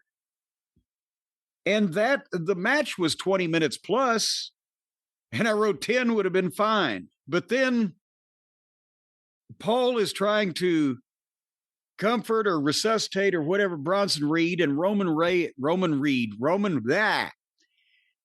Reigns sees Paul and his shoes. And then Paul turns around and sees Roman Reigns. And he begs and pleads, and, oh, my tribal chief, I've always loved you. And Paul handed over the shoe La Fala, and that got a big pop. But then, oh, bless him, they had to get Roman Reigns, for what they're going to do, had to get his hands on the manager, get his hands on Paul to some extent. But because of Paul's current condition, I don't know when he's ever going to have this thing. It may be twins or triplets by now. But Roman Reigns grabs him in a front face lock while Paul is standing up, and then slowly lets him go to his knees as he chokes him out. Poor Paul. How old is Paul now, Brian? Is he 60 yet? What is he, 5 years younger than me? We've talked about this before. Yeah, we have, and I don't remember. Let me check. Paul Heyman. He can't be 60 yet. 59 years old. It says here 231 pounds. Ha! What year was that written? 1997? Anyway, he front face locked him and he slowly slumped to the ground. Bless him. Bless his little heart. I would have gone for the big bump if it had been me. You know me, Brian. I was like the Chris Colt of wrestling managers. Can't give me too many bumps, but oh, well, we don't want anybody to get hurt. Anyway, so then Roman Reigns gets on the desk. He's celebrating. He's signing the shoes and tossing them to the crowd. And then here comes Braun Breaker with a spear, announce desk to announce desk. It just blistered him. And then they see Jelly Roll in the crowd shitting over that. Jelly Roll went to Paris for this show? Well, no, I think they did say that he has a concert there. It just so happens that he's there. I think they said. No, it just so happens. He's not a stalker. It just so happens he shows up in Paris. You kind of have to be an international celebrity to be able to afford these ringside tickets to some of these shows. Well, but it just seems odd that the scheduling would be. I think he's trying to follow them around. I think he's got the fever now. He's got the fever in the morning and fever all through the night. You give me fever. Oh, boy. What is French jelly? Is there a cure for this fever? That's the question a lot of the listeners are asking themselves. Well, anyway, here came the officials. The heels helped Paul up and milked it forever while Roman's down and they're leaving. And then Braun came around and gave him another spear. And then they threw Roman in and Bronson Reed splashed him. And then all the officials and the security and everybody, they get the stretcher out, and the EMTs and the heels again are taking forever to go. And you see the cameras on still going back and forth on everybody. So you're kind of realizing that something else is going to happen. And then finally, He gets on a stretcher, and then Reed comes back, another splash. And then Jey Uso comes out and makes a comeback. But they stop him. And they get him down. And then they finally end up splashing Roman again. It's just that last part easily took another 10 minutes. So this whole thing was, and the bell didn't ring for the match till we were 15 minutes into the show because the spots, the commercials, the travelogues, and the entrances. So it took a while. Oh, yes. Was there heat? Did you feel it? It wasn't scalding. Was there heat? Singing isn't heat. Smiling and dancing and singing isn't heat. I think they enjoyed watching and singing to the show, is what I think it was. It took forever. Then they had to strap him to the thing. Then he just knew it was going to keep going, and it did. But it also led itself to an angle for the rest of the show to get rid of everyone. I guess you could say that. It almost got rid of me. All righty then. Well, then we were treated to a tag team match for some kind of tag team title where the Wyatts face the Street Profits. Brian, your thoughts? Yeah, this ain't my tag team division. I like the Street Profits too. I think they could be used better. Something that wrestling fans have been saying for a long time now. And sadly, that kind of phrasing runs out of time with certain guys at a certain point. So I don't know what's going on with them, and I can't watch the Wyatts. I can't take them seriously. Doesn't seem like the fans really react to them either. So I don't know. I mean, I know they have like some kind of themed Wyatt thing at Universal Theme Park. Like some kind of Halloween pop-up. So I mean, they're trying to do... All of the Wyatts, were they big enough to ride the ride? Yeah, I'm not sure, but they're doing something to try to market them, but the fans don't give a shit. There's not one tag team in this company the fans care about. Well, the Wyatt thing, obviously, they wanted to keep it going because Bray Wyatt was over, despite whatever we might have thought positive or negative or all points in between of his whole fiendishness or whatever. This is like, I can't even draw a simile to a famous 60s or 70s sitcom where they replaced the entire cast and didn't replace the star of the show who also was never a part of it after that. It don't work. It was spooky for a while. What do you do with it? It's past the entrance and the spookiness and the lights going out. And it's a very well-lit show. It's a hard place to be spooky. Yeah, there's really no place that ghosts and goblins and demons and succubuses and things like that can hide. I mean, the ring's well lit. They like the fans. I mean, everything's lit. Everything's lit up. It's hard to be a spooky, demonic character in the light. Would that be succubi? If it was more than one. Well, what'd you think of this match? You asked me my thoughts. You're the tag team expert. I'd love to get yours. I thought it was a good place to skip ahead to the next match. That's what I did. Do you think WWE will ever have a serious tag team division again with tag teams that either fans care about or tag teams that actually can generate match heat? Again, they've got one at least right now with Bronson Reed and Braun Breaker.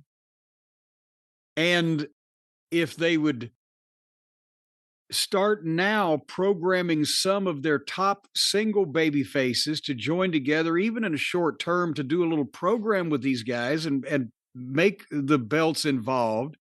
And then you've got Seth, the world champion. You've got these guys, tag team champions. You know, the Horsemen come to mind, but any top heel stable, the Heenan family in the AWA, whatever the case.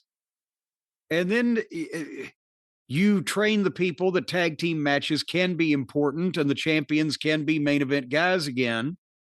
And then you might be able to do something, and then also that puts more spotlight on Braun and professional jealousy between he and Seth eventually in the same group. And we'll get to what Seth has going on here in a few minutes.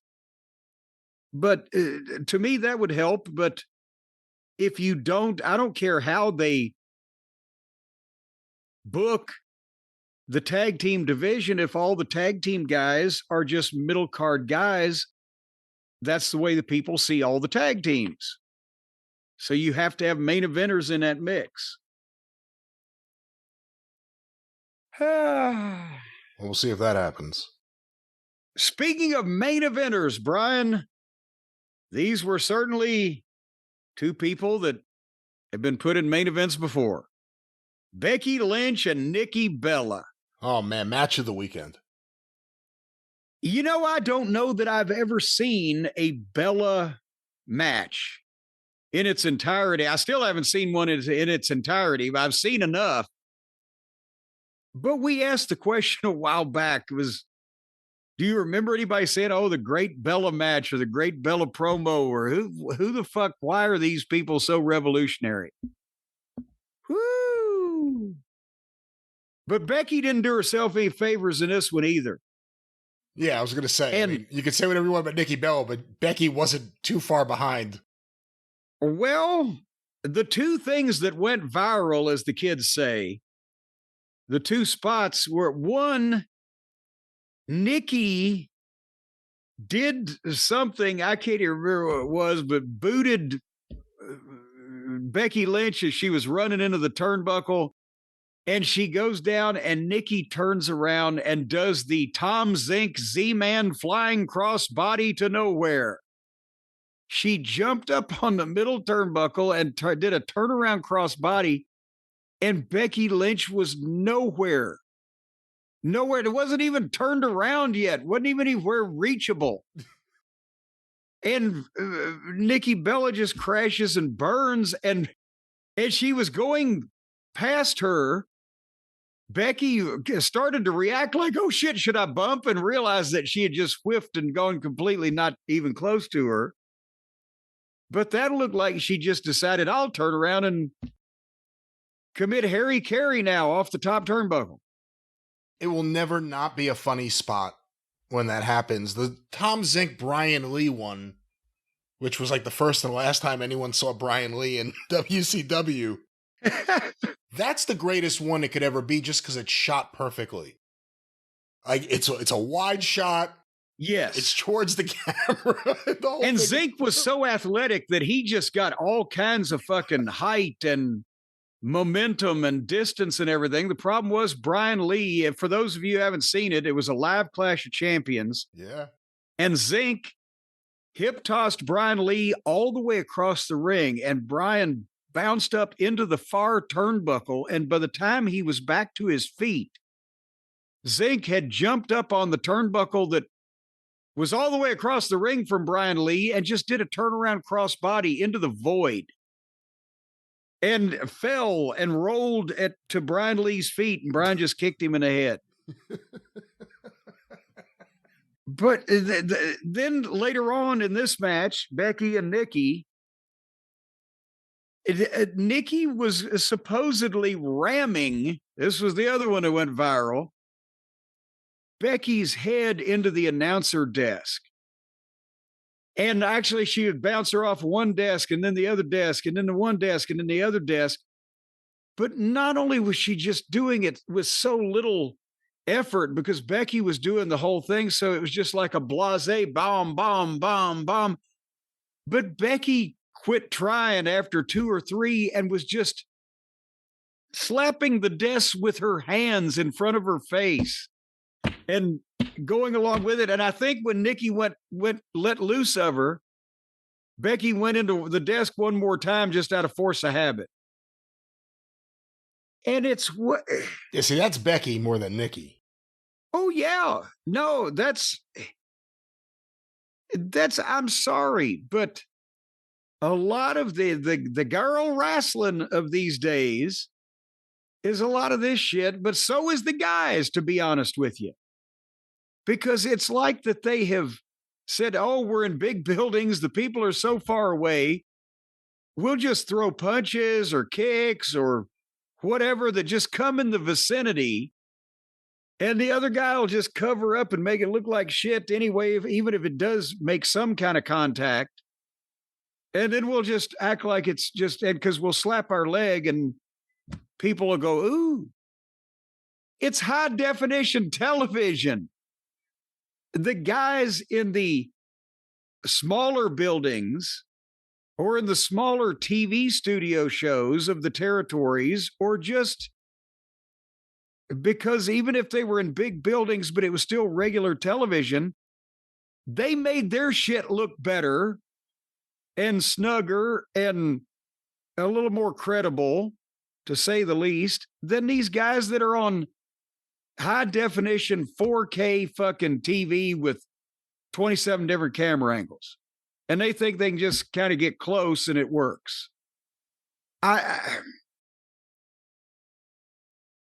Finally, Becky Lynch rolled her up 1, 2, 3.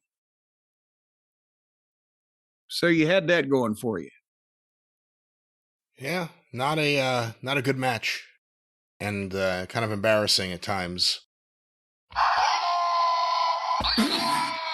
Obviously, Antonio Inoki's quite mad about the whole thing. I'm going to get this to play that song at some point. It will happen. Do you think he'd have wanted to slap both of them? Give them some fighting spirit? I don't know. Maybe, when people aren't around, he would say, please slap me. You never know with Inoki. But, yeah, this match wasn't good. And obviously, Becky Lynch has bigger things in store for her, which they tease later on, but they become more official with the next night. Well, nevertheless, we will get there when we get there, because next up was a good old-fashioned Donnybrook match with Rusev and Sheamus. And again, this is so ridiculous. They've taken the idea of a street fight in wrestling where you come dressed as you want and bring what you want, and you got a chair, you got a stick, or you got a guy, whatever. And they have made it look so phony and silly and staged and like the set of a game show that you can't take it seriously. It's not about guys having a fight to settle an issue. It's about guys falling through furniture again. The beer kegs set up around the ring, the kendo sticks and chairs, the Slim Jim tables everywhere, the bar, because you had Sheamus's shillelagh. It's like watching AEW where the indie kids are playing, except they're probably going to spend a little bit more money on getting professionals to dress this set, and they won't take as many bumps. It's like watching AEW, except Miro came back to the States. Well, yes, they didn't have to film this live from Bulgaria. But it's silly indie shit, which is why the kids that grow up watching this shit think that somehow you can't have a wrestling match without furniture stacked around the ring. That's obviously there to be used in a phony endeavor. And this is all the same. And I realized that I was watching Rusev whack Sheamus with a kendo stick over and over. And I said, what? Anybody can do this. There's no sense in reviewing it. There's no talent to it. It didn't sell one ticket of the 30,000 that are there to see it. It's just stuck on the card to clutter shit up. And I got better things to do. So I skipped ahead about 10 minutes to see what would happen. And Sheamus gave Rusev his finish off the top of the beer kegs through 2 tables to the floor. And then they crawled back in the ring, and Rusev got the shillelagh and turned around, and Sheamus hit his kick and covered him. 1, 2, kick. Oh, God damn it. I fast forwarded another 10 minutes. It was over with, and we were ready for the title match.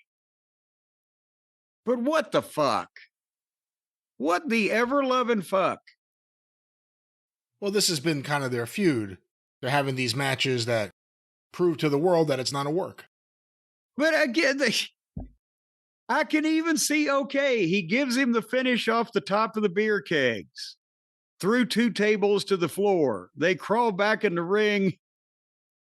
The heel gets the gimmick. The baby face hits him with his kick. 1, 2, 3. I can see that. But that's the fucking false finish. That's a 2 count.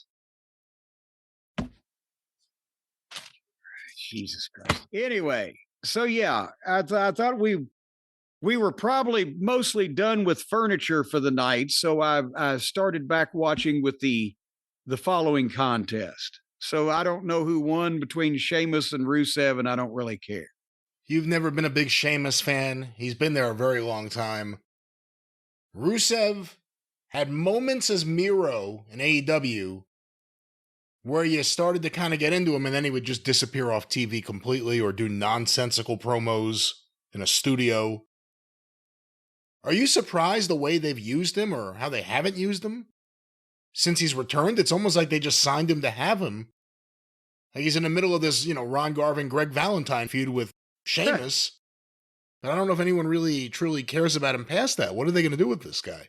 I thought that they would probably be doing the monster push thing that they have done with either a Jacob Fatu in a different way. He's not the same.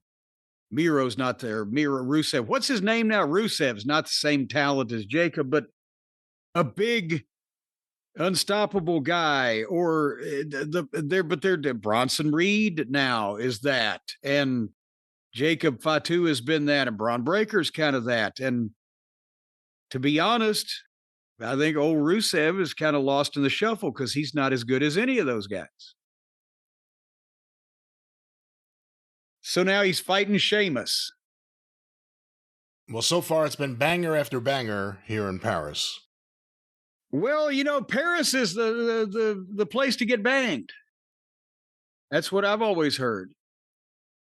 Okay, now the time has come that we've been waiting for it. Apparently, all the people in Paris were waiting for it too because it got the most reaction of the night, and it was actually still long and still slow, but the only one-on-one legitimate non-garbage wrestling match of the night where they didn't rely either on furniture or multiple people or all the other sins that we have come to know, because the people just wanted to see fucking John Cena beat Logan Paul.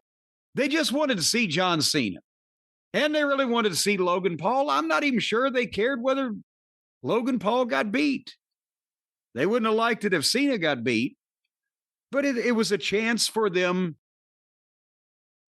The crowd got to cheer everybody, sing everybody's song, boo everybody, chant for the people and wave for the people and whatever. And in this match, they got to do all of their greatest hits. They were able to do all of those things in the same match. And again, Cena, from the time that his music hit, which they milked it forever, and then boom, he came, the fans sang his song and chanted for Cena and thank you, Cena. And they chanted something that was to the Scissor Me Daddy tune. I don't know what the fuck these people were saying over there. But also, did you see the statistic? It was John Cena's first time wrestling in France. How is that possible when you think about it? Well, a lot of these international priorities weren't priorities 10 years ago, 15 years ago, or 20 years ago. They didn't even run all these towns or all these cities. Well, yeah, but I know they didn't make a habit of it, but first time ever, John Cena was in the main events, top level pay-per-view. If it was a important tour, he'd be booked on it for years and years, and they never once went to France while he was on a card. That's amazing when you think about it, just for that amount of time. And he's only had 19 matches in Europe. They've been in Europe fucking 19 times the last 6 months. So anyway, this, I think, was the match of the night. It could have been better if it could have been better if John Cena was 20 years younger, but he's not. And I'm kind of amazed that he was able to do this well for this long at his age, which nobody else has really been working this hard to this level for this long at that age. But again, it was a smart match. There was no doubt John was calling it because you could see his mouth moving almost incessantly. But Logan Paul is just a natural. He just, again, so good. And not only is doing the moves, but the timing and the attitude for having 23 matches or whatever in total. Cena's wrestled in Europe almost as many times as Logan Paul's had matches.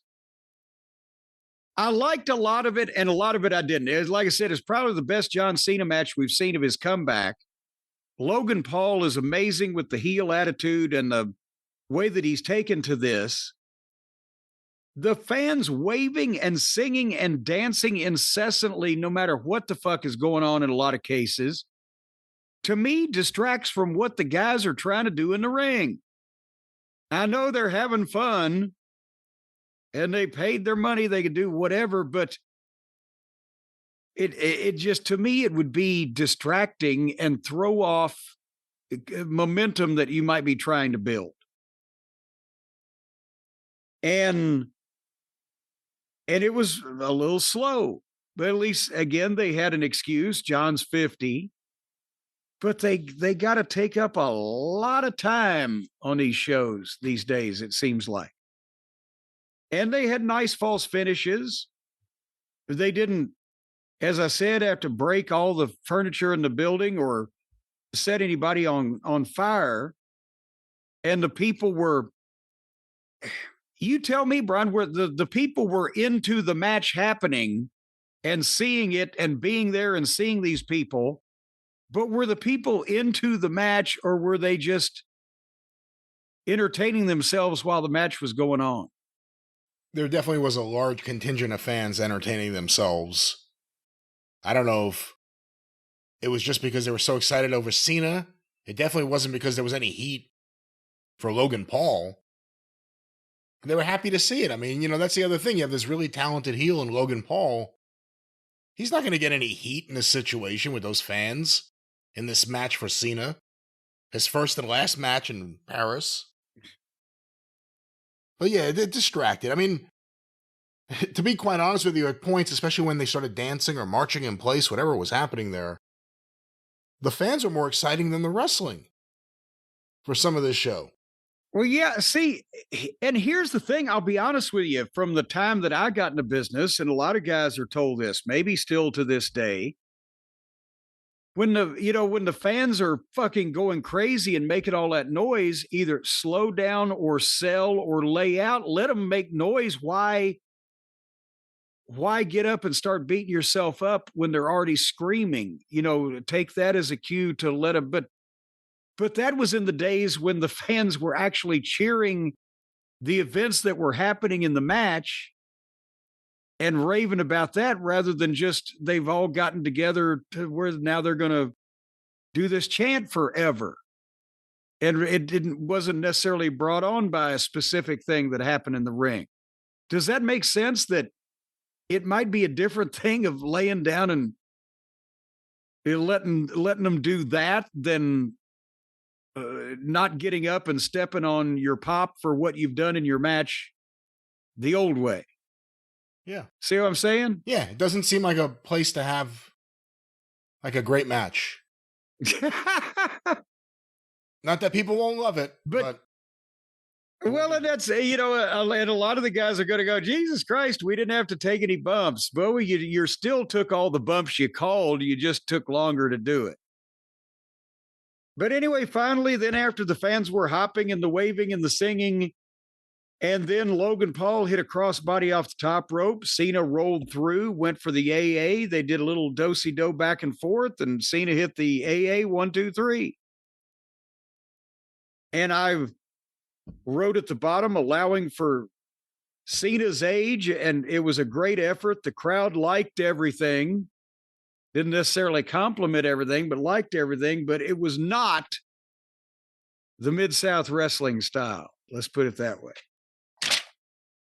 Nor has anything John Cena has ever done been But, that's that. Logan Paul gets one of the farewell matches. It's a big moment in his career. And we're on to the next Cena. When is him and Brock? Forgot all about that. Oh, that has to be September 20th when they debut on the new thing that they started last week that they're paying $1.5 billion for them to do the thing for. Don't they? Right? I get a lot of people don't think it'd be like it is, but it do. Wait, when is the first pay-per-view on ESPN? September 20th against oh shit. All In, All Out, all the time from the other, yeah. I just got used to Amazon Prime for AEW. I still don't have this ESPN app for WWE. Oh, we got to figure that out. Yeah. But now we'll have to be streaming. There'll be pissing out and pissing in on September 20th. And we got to record the next day after that because I'm getting teeth pulled that week. And I have a feeling some of these matches on these pay-per-views will be like pulling teeth. Well, we will note that. I'm sure Jace will note that. But, Jim, there's still more Clash in Paris. There is. It's putty. Every little breeze seems to whisper Louise. Louise. So the main event, and the reason why it was the main event was because they're doing the shocking conclusion. But boy, if I'd have had my druthers, I'd have druther not gone on after Cena and Logan Paul just because the crowd was so fucking tired from jumping up and down and screaming. They still managed to sing and chant more, but it was not to the level of the Cena business. A 4-way for the other world title between Jey Uso, LA Knight, CM Punk, and Seth Franklin Rollins.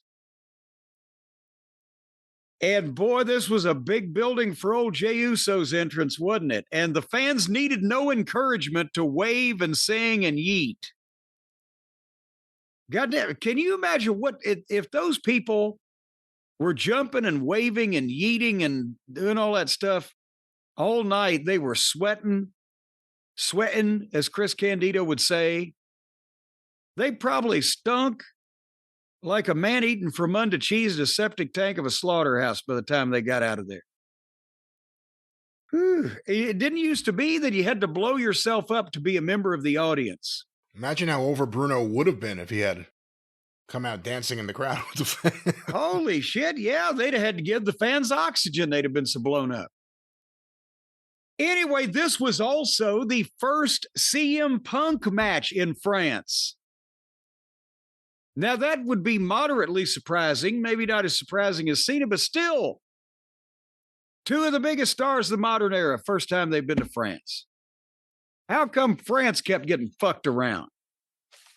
Vince hates France. They gave us the fry. They gave us the fry. The least that we could do is give them our wrestling champions. Vince hates fries. Well, apparently Vince has changed his opinions about a number of things since I knew him. So, you know what? Maybe that's the thing. Maybe he doesn't want anybody to sue. And he's trying to arbitrate and doesn't want to go to Discovery because she's got footage of him eating French fries. All right, I don't know about that. And a big old cheeseburger. I don't know about that, but let's go to yet another 4-way match. He used to look at me when I would be dipping my big old double-breaded chicken fingers in a big old cup of ranch dressing. He would look at me like I was the one pooping on somebody's head. How the worm has turned. So anyway, Braun Breaker and Braun Breaker? Braun Breaker? Braun Breaker. Braun, it's one of my toys. Braun Breaker. Braun Breaker and Bronson Red have been. I got to shit on your head. Yes. I want to shit on your head, Bronson Red. All right, back to Bronson Red and Braun Breaker. In a match? But they weren't in this match. They got. Yes, no. I'm trying to tell you, I was clearing my throat there because she tickled me. Braun Breaker and Breaker and Bronson Red have been booted out of the arena. It's what's happened. They're not there anymore. And Paul is in the hospital from getting choked out. by Roman Reigns in the first match. That's what the announcers are saying. So Seth he's all by his lonesome. And he's one heel against three baby faces. That might make you sympathetic sometimes, but the baby faces, they're kind of mad at each other too. And that will come out, through the course of the match. So, yeah, no matter how good everybody is or isn't in the match, and most of the people in the match are very good, it's a four-way. And I'm saying it's just the laziest, most repetitive shit. I'm not saying the guys are being lazy. I'm saying the creative team, the bookers are lazy. Because they just do this. And you can't tell a story throughout this thing that's uninterrupted. You can tell a story between two people and it comes out at the end or whatever, but guys just have to disappear for long stretches of time while other guys get their shit in. It's unnatural. It interrupts the flow of an athletic contest. And you see it so often. This was a better one. Some really stink and most are just blah. But I mean, I can give you a description. Everybody did everything at some point. They hit all their shit. They did everything they were supposed to. It's a four-way. And finally, they had wiped out Punk when he took a bump off the apron onto a table that cracked, but it didn't break. But then LA Knight tried to do an elbow drop on Seth off the top rope on the announce desk, and Seth moved, and LA Knight went through the desk. And then Seth and Uso went back and forth forever, and Seth had him, but Punk came back in then and made the save. And then Punk hit the go-to-sleep on Uso and covered him, but Seth stomped Punk and got a 2 count. That was a nice false finish. But then Seth stomped LA Knight and Uso on the floor to keep them down a little while longer. While he got a chair, brought it in the ring, set it up, put Punk's head in through the chair. Brian, even if you're dazed, if like a hand grenade goes off next to your head, wouldn't you be able to pull your head out of a fucking chair? Yeah, and the whole time I'm thinking, I just saw a clip of these two guys, Rollins and Punk, going over their WrestleMania match on Unreal. They thought all this was a good idea. They talked all this through and thought, yeah, this is the way we should go. Yeah, that's another thing. Seeing them talking about it kind of shits all over the post toasties. But anyway, he goes for the stomp on the chair, but Punk moved. Seth stomped the chair. Punk hit a go-to-sleep. Went for the second go-to-sleep, had him up, and a black ninja came into the ring, hoodie and all wrapped up, and hit Punk in the balls right in front of the referee because it's no disqualification. And then took the hood off, and it was Becky Lynch. It was Becky, that no good Jezebel. And then Seth hit the stomp, cover, 1, 2, 3. Now, there were some good things about this, but again, here is, you can't do shit like that in front of the referee and expect it to get heat on the talent and make the point you're trying to make. Because the first thing that the fan does, even subliminally, is sit there and look at, well, that fucking referee ain't doing a goddamn thing.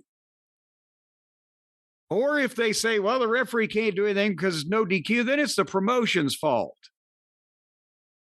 That's why this was not done until the modern age of wrestling, where then it became immaterial whether you had any heat or sold any tickets because they're just going to pay you from the networks. But if you want to do this right, even if it's no DQ, when there's interference to that level that decides the match in favor of the heel over the babyface, distract the referee in a meaningful and credible way. You don't have to bump him and he'd be down for 7 minutes. Don't let him fucking see it. But now that I've said that, this is brilliant with him and Becky. And we'll get to what they did on Raw in just a moment. But I've said this before, and a lot of the fans, maybe they still don't get it. Yes, they've had some women's main events in the WWE. And a few of them deserved it, and other ones were just there because they didn't want people to be mad at them for not being fair.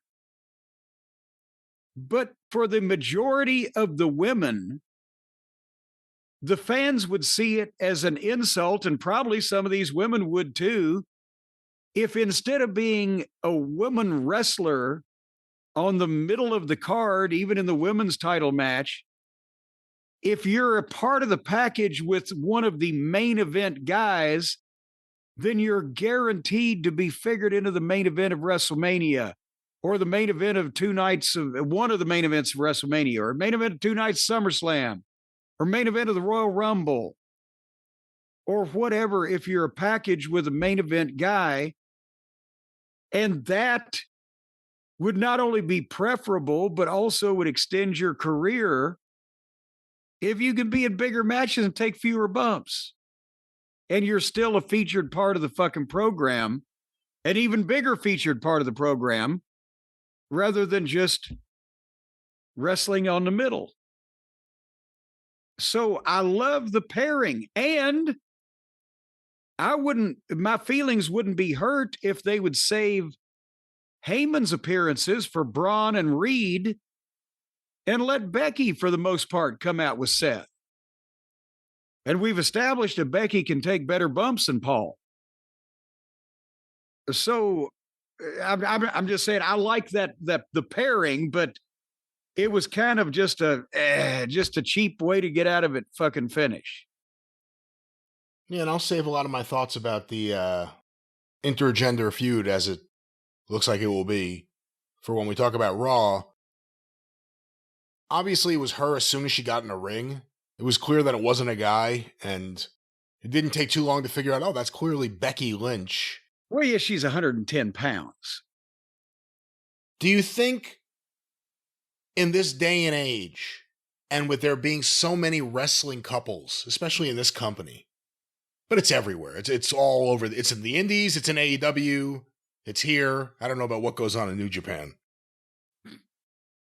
But do you think it's smart to acknowledge it, lean into it, to use it? If everyone knows these two are a couple, if when they're not on wrestling, they're on red carpets together. We saw them at the Kentucky Derby together on TV. You know what I mean? If it's a thing that's real and they're not hiding it, is it a smart thing to lean into it?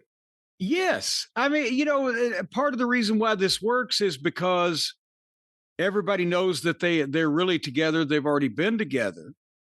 Now, that's not to say that they couldn't have done this same thing if they weren't really a real life couple. They could have done this same thing on television. And I think the two of them together, because they can talk and they got chemistry, whatever, that would work whether they were a real couple or not. But it adds a lot to this that everybody has already known that they were together.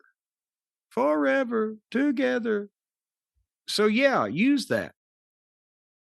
Well, that was WWE's Clash in Paris. And of course, Jim, Paris is a long ways away. And although WWE will be remaining in Europe for a little while and returning to it not too long after that, there's a lot of time on the airplane to sit and look out the window and think about things.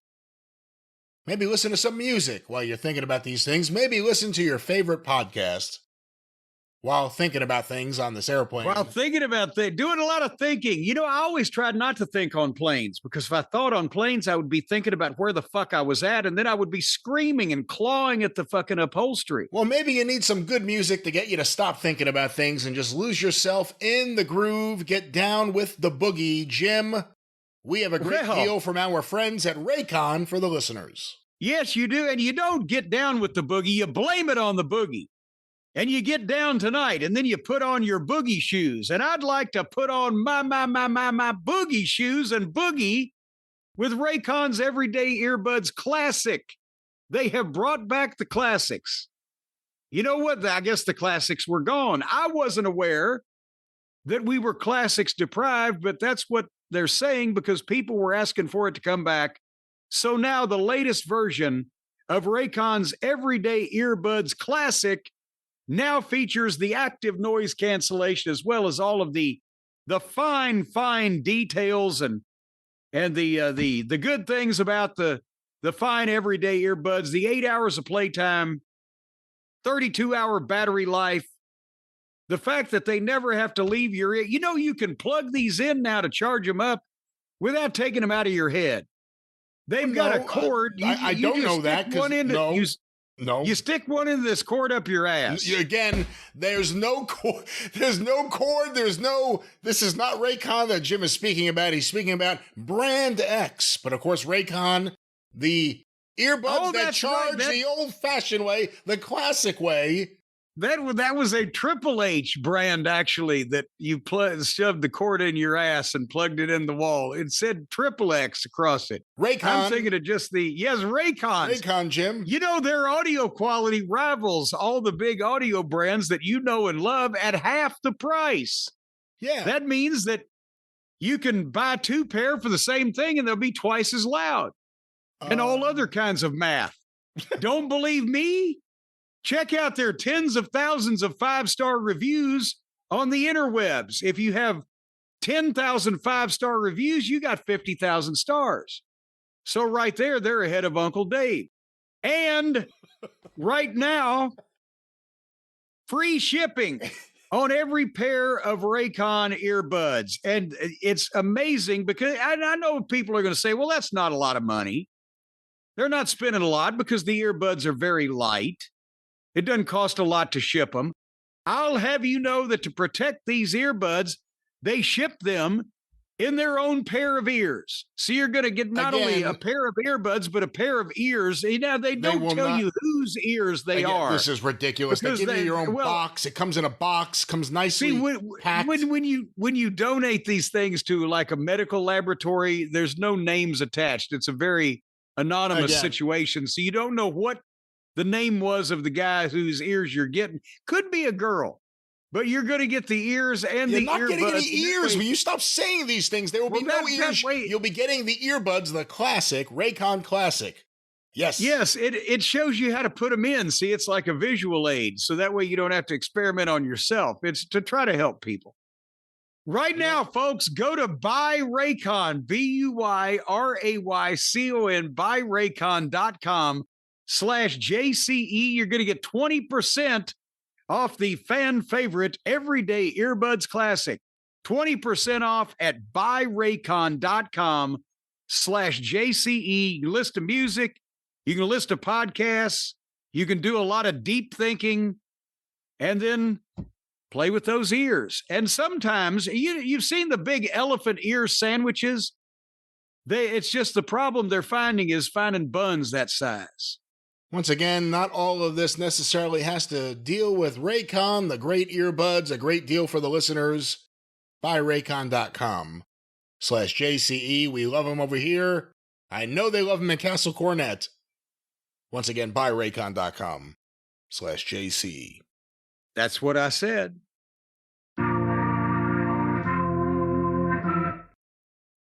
All right. Rather brief, unlike the Clash in Paris. But Jim, the main event from Clash in Paris had a big ending with Becky Lynch coming out dressed as a ninja to attack CM Punk. This happened after Rollins notably yelled very loudly right into the camera, right into the mic. Well, not into the mic, but the mic, they mic'd it up pretty good so you can get it.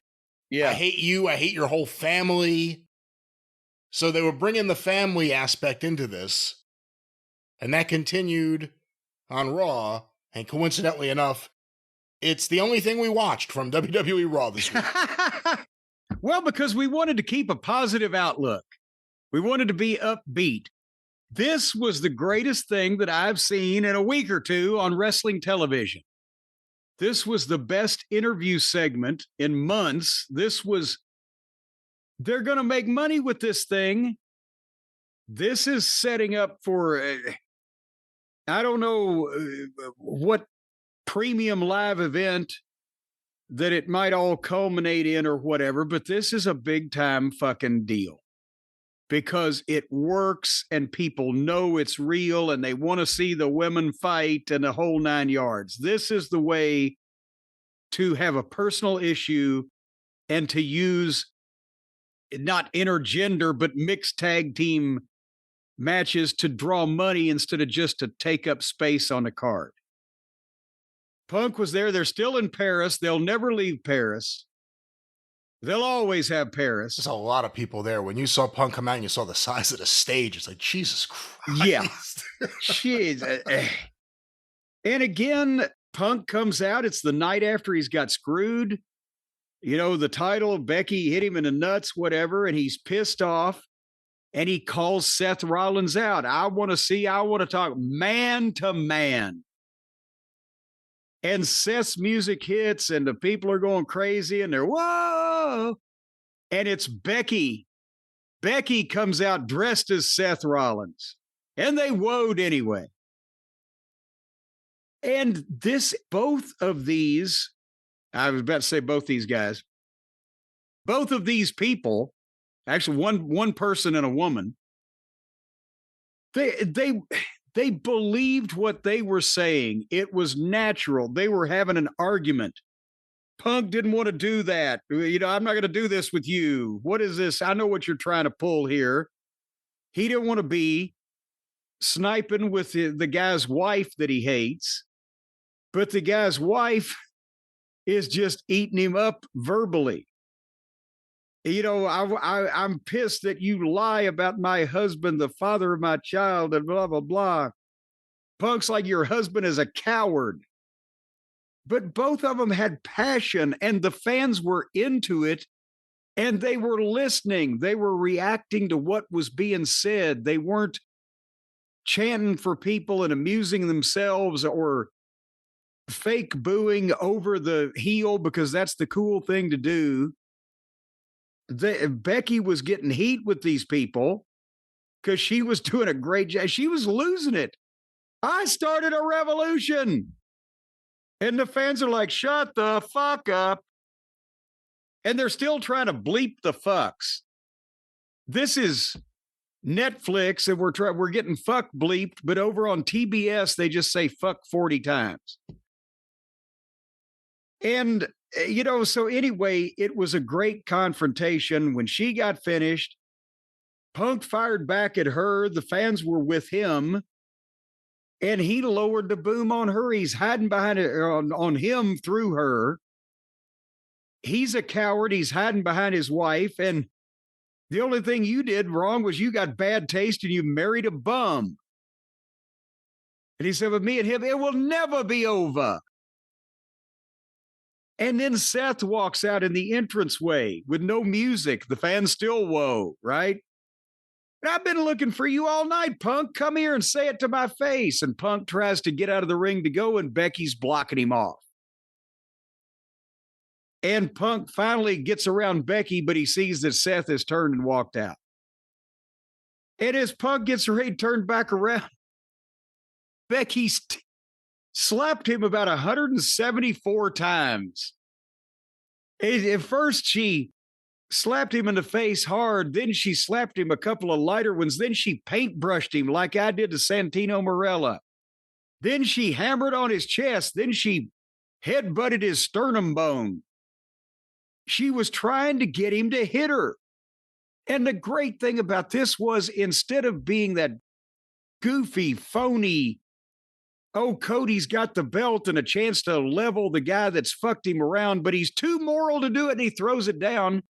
You could see from Punk's face that he was thinking, I'm going to hit this fucking bitch.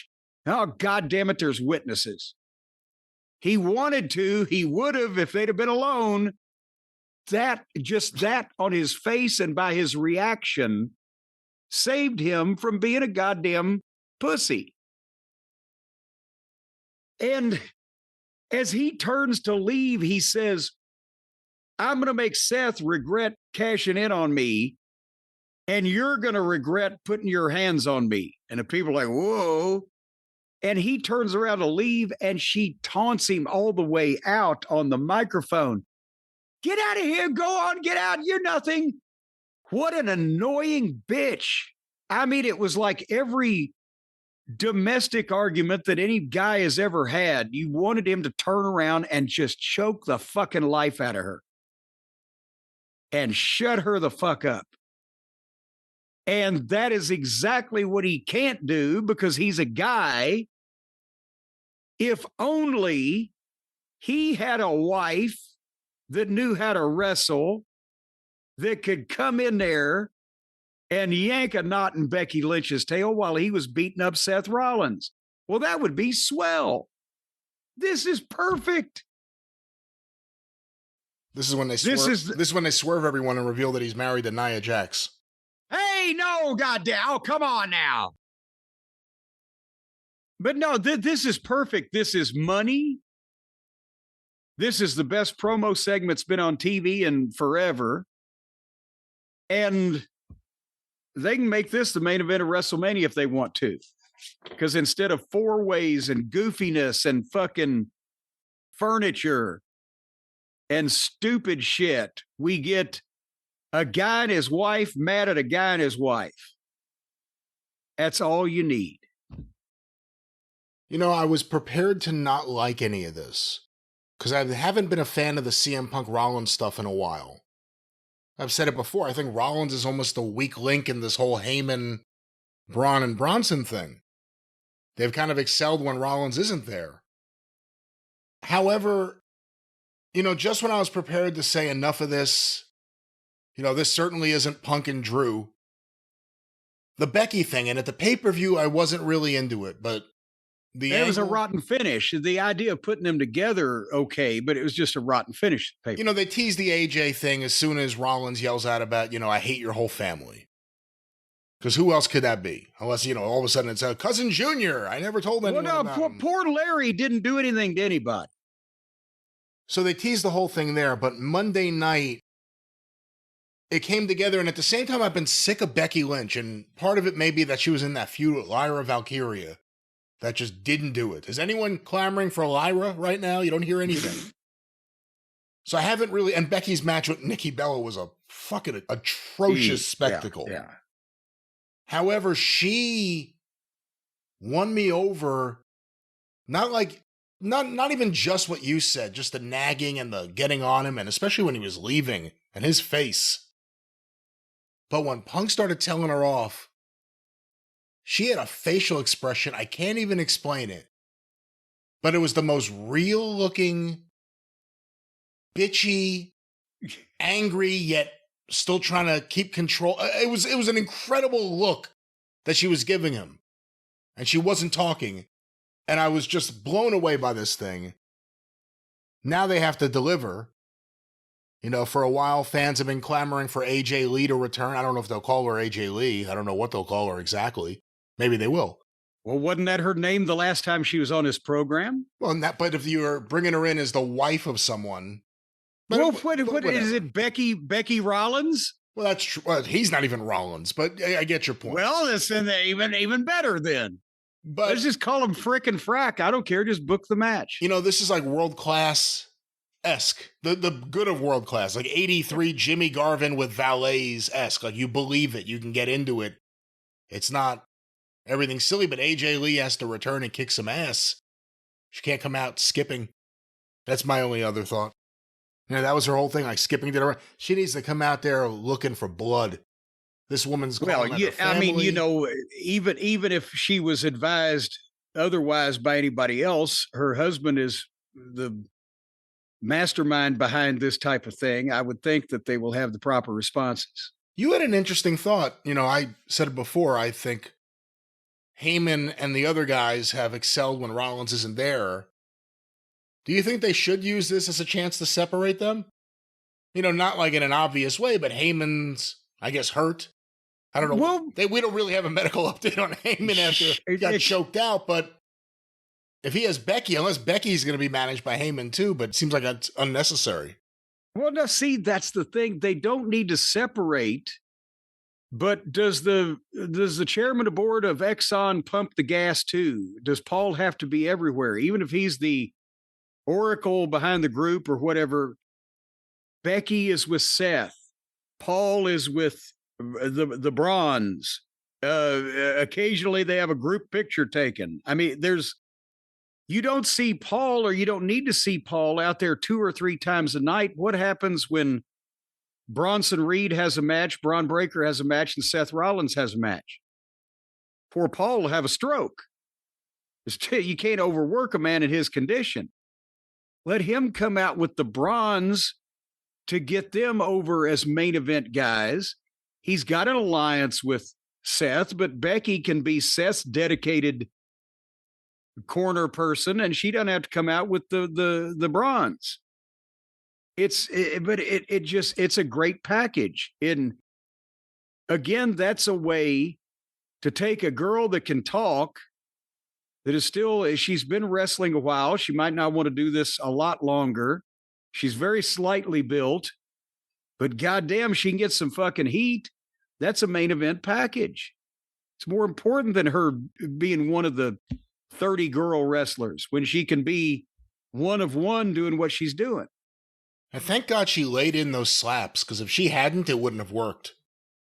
Oh yeah, and that's the thing, is that it was, instead of trying to be a girl wrestler working each individual hard slap, it was like she's a girl that's gone off and I'm gonna fucking hit you, like that type of thing. Wah! Like that type of thing. There you go. Like that type of thing. That was WWE Raw seemingly setting up the Rollins and family versus Punk and family series of matches. We'll see what happens. But Jim, yes, we have a few more things to talk about here today, and one of them is a topic that we've heard from some listeners about. I've mentioned them a little bit, I think in passing, or you did, when talking about retro figures. But it's becoming a little bit of a story. PowerTown, which was the figure line launched by the former executives, I believe, from Remco in the 80s. Yes. Along with Greg Gagne of AWA fame, Minnesota fame in the 80s, 70s, and Magnum TA, legendary Mid-Atlantic star of the 80s. And they were starting up a figure line. I heard about it because I heard from several people who were approached by them, who actually asked me what I thought of the contract and asked me what I thought of the deals. And at the same time, or maybe even before then, you had heard of them. Yeah, I did, Lance. Go ahead. But the story now is that here we are a few years down the line. They put out a series of figures, a few additional ones after that, announced a deal with TNA, announced a series of Remco, 1980s Remco-ish figures, announced the second wave of their original line, took pre-orders on everything, and there has been no communication. No figures have arrived. Dates where figures were promised to arrive by or ship by have come and gone, as apparently has communication with the executives of this company. There have been claims by Greg Gagne in an interview, apparently, that tariffs are the blame, but his explanation doesn't really account for how tariffs work or who owes what money where. But there have been a lot of excuses. Or also what happened over the last 2 years before the tariffs came up. But there's a lot of people who have paid money for figures of classic wrestling stars and TNA stars who now think they may not get them. What are your thoughts on this whole thing from your vantage point and the knowledge you have of any of this? Well, I'm not trying to bury Greg, but he's doing a good enough job of that himself. And I'm a little cranky with him for almost costing some friends of mine some money. So I will give the details as best as I know them here. I have just heard recently what's been going on with all of these people upset that they've not gotten their figures. They can't get their money back. They've apparently for a year, 18 months. We're not saying that nobody's gotten any figures from these people, but we're saying apparently most of them haven't. There are threads of discussion on the internet. Are we ever going to get our pre-orders? Are we ever going to get our money back? What are these people saying? They're making fun of the excuses that Greg has given, which also included that, well, we couldn't fill the pre-orders or couldn't fill some of these orders because a lot of collectors went online and bought them all up, and now they're reselling them on eBay for up to $2,500. Yeah, what? Yeah, that on several levels. And so a lot of the customers are mad. And I've also heard that the boys ain't got no money. And I don't want to group Magnum in this. I think Magnum got involved in all goodwill. And I think that he's possibly one that might be, wiping shit off his face that he didn't deserve. But they just, I will tell you again that regardless of all of the uproar from the fans and not getting the figures and whatever, that we knew, and I'd been talking to you, that this was not going to end well just because of the way that it started, and it didn't add up from the beginning. And a lot of the folks know that, well, everybody knows if you listen to this program, that I've done Midnight Express figures, Bobby Eaton, Dennis Condrey, Stan Lane, as well as mine over the last couple of years on my website. And at the Midnight 4-pack, the big collector's edition, came out in September of 2023. I also at the time said that the last thing that Bobby Eaton signed before he died was the contract with Figures Toy Company to get these things in production. Over the period of about a month or 6 weeks before that, that's when Greg Gagne had gotten involved. Because again, I'm sitting here at the house one day, minding my own business. Greg Gagne calls. And he starts pitching me that, this is going to be the greatest thing. I've gotten together with one of the guys from Rimco back in the 80s when we invented the wrestling figure business, and we're going to do figures. Oh, that's nice, Greg. And he starts giving me a sales pitch about, well, he wants to sign me up, and he knows that, these things, it's going to be great. They're going to be in stores. The quality of the thing's going to be off the charts. We've already got 100 and something guys signed up or their families if they're gone. No, quite literally, they signed up like entire families of people. Yes, well, because the Rougeaus are a tight-knit family. So to get like Jacques Rougeau, they had to sign up like 8 members of the Rougeau family all the way to Uncle Eddie Auger, who was a name in Montreal in the 50s. The Eddie Auger figure has not been, as we know, produced as of yet. Yeah, I don't know if we're going to see that one. But anyway, he was trying to tell me, this is going to be great. And I tried to explain to him, Greg, I've already been doing my own figures. Well, this will be bigger. No, it won't be bigger because I'm not going to do it. Because here's the thing. I do my own figures. I have a relationship with, and Figures Toy Company. I've dealt with Steve Sandberg as the owner. I guess he's probably still the owner. He's retired. He's my age at this point.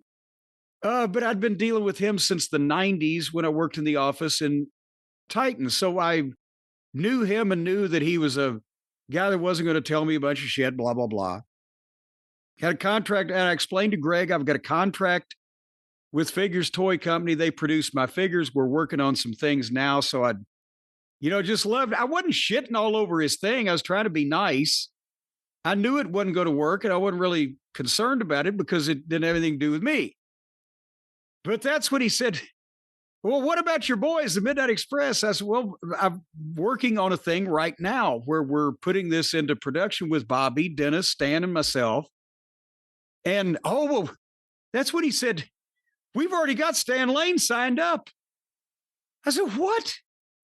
He said, yeah, we saw, because I guess Magnum was at one of the Charlotte Fan Fests, and Stan had come down, and he said, yeah, we got Stan signed up. We're going to do the fabulous ones. I said, wait a minute. You've got Stan signed up, but you're going to do the fabulous one? I said, that's like signing up Keith Richards and doing an expensive Winos set instead of the Rolling Stones. Why?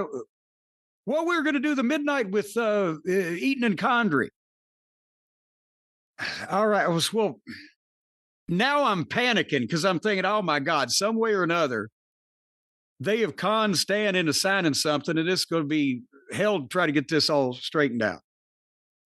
And that's when I explained to him, I said, Greg, I said, I understand again for a lot of these guys that don't have a platform, or for the families who are looking for extra income but wouldn't have the wherewithal to jump both feet into this thing, yes, you'll be doing the boys a service, but with me in the midnight, because we are dealing directly with the manufacturer, selling it on my platform, the talent will get the money without involving middlemen. So we will come out, specifically us, better than if we do your deal. I'm not poo-pooing it for everybody else, right?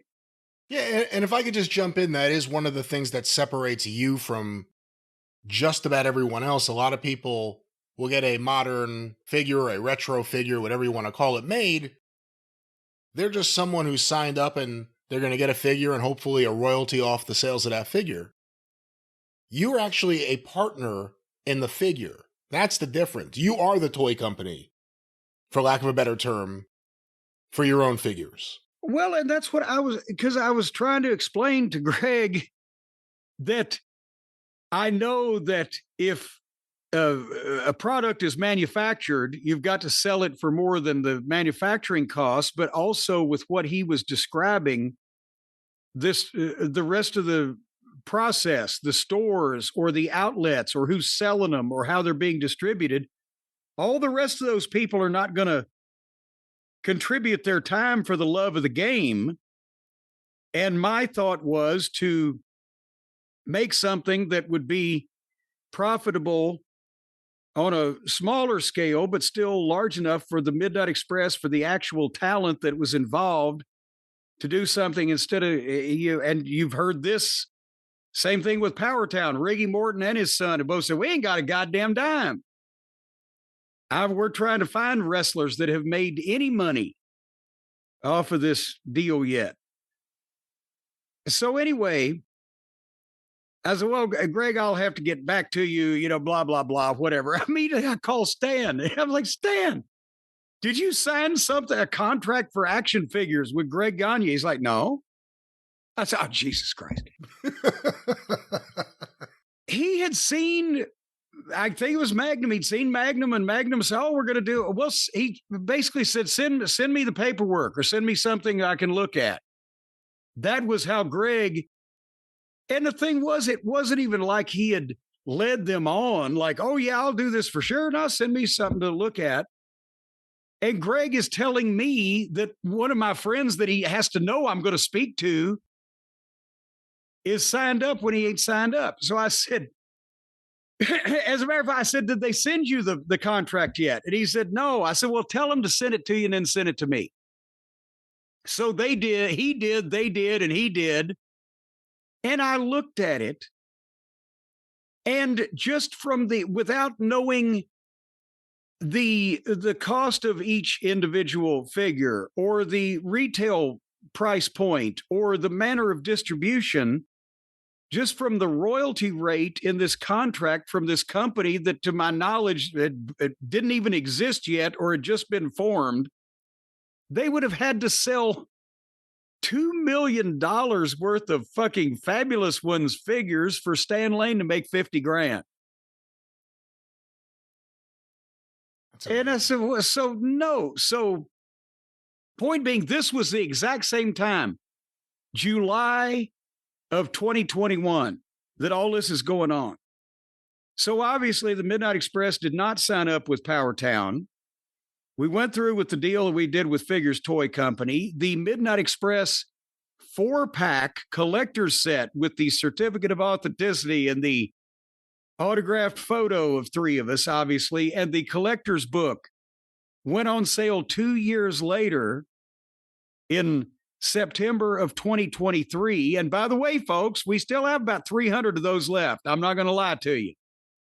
And I wouldn't be surprised if they're discounted for Christmas at JimCornette.com coming up the first week of October.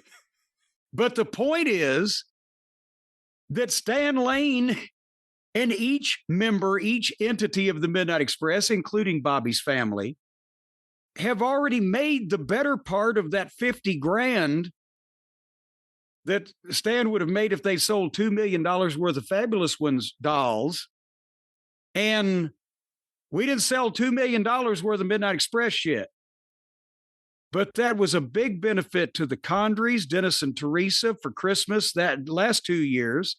for Stan and Maria and Bobby's kids, who had just had several children of their own over the past few years. That was a big help to them and continues to be, because every time we sell a set, they get a fucking check.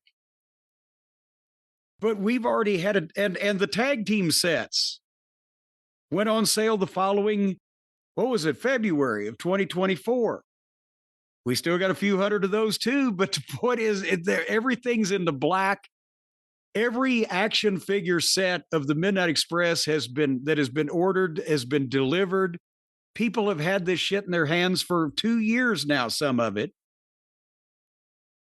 But yet PowerTown, they released their first series of 6 people, which was, I think, Luthez, whoever else.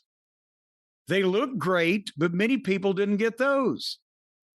And I think people got those, but the problem was, from what I understand, they didn't get the second series. The second series, and part of the first series was defective because the legs would fall off. Right. There's a rumor going around that they made 10,000 figures for the first series, and part of the reason was they made 5,000 that were defective.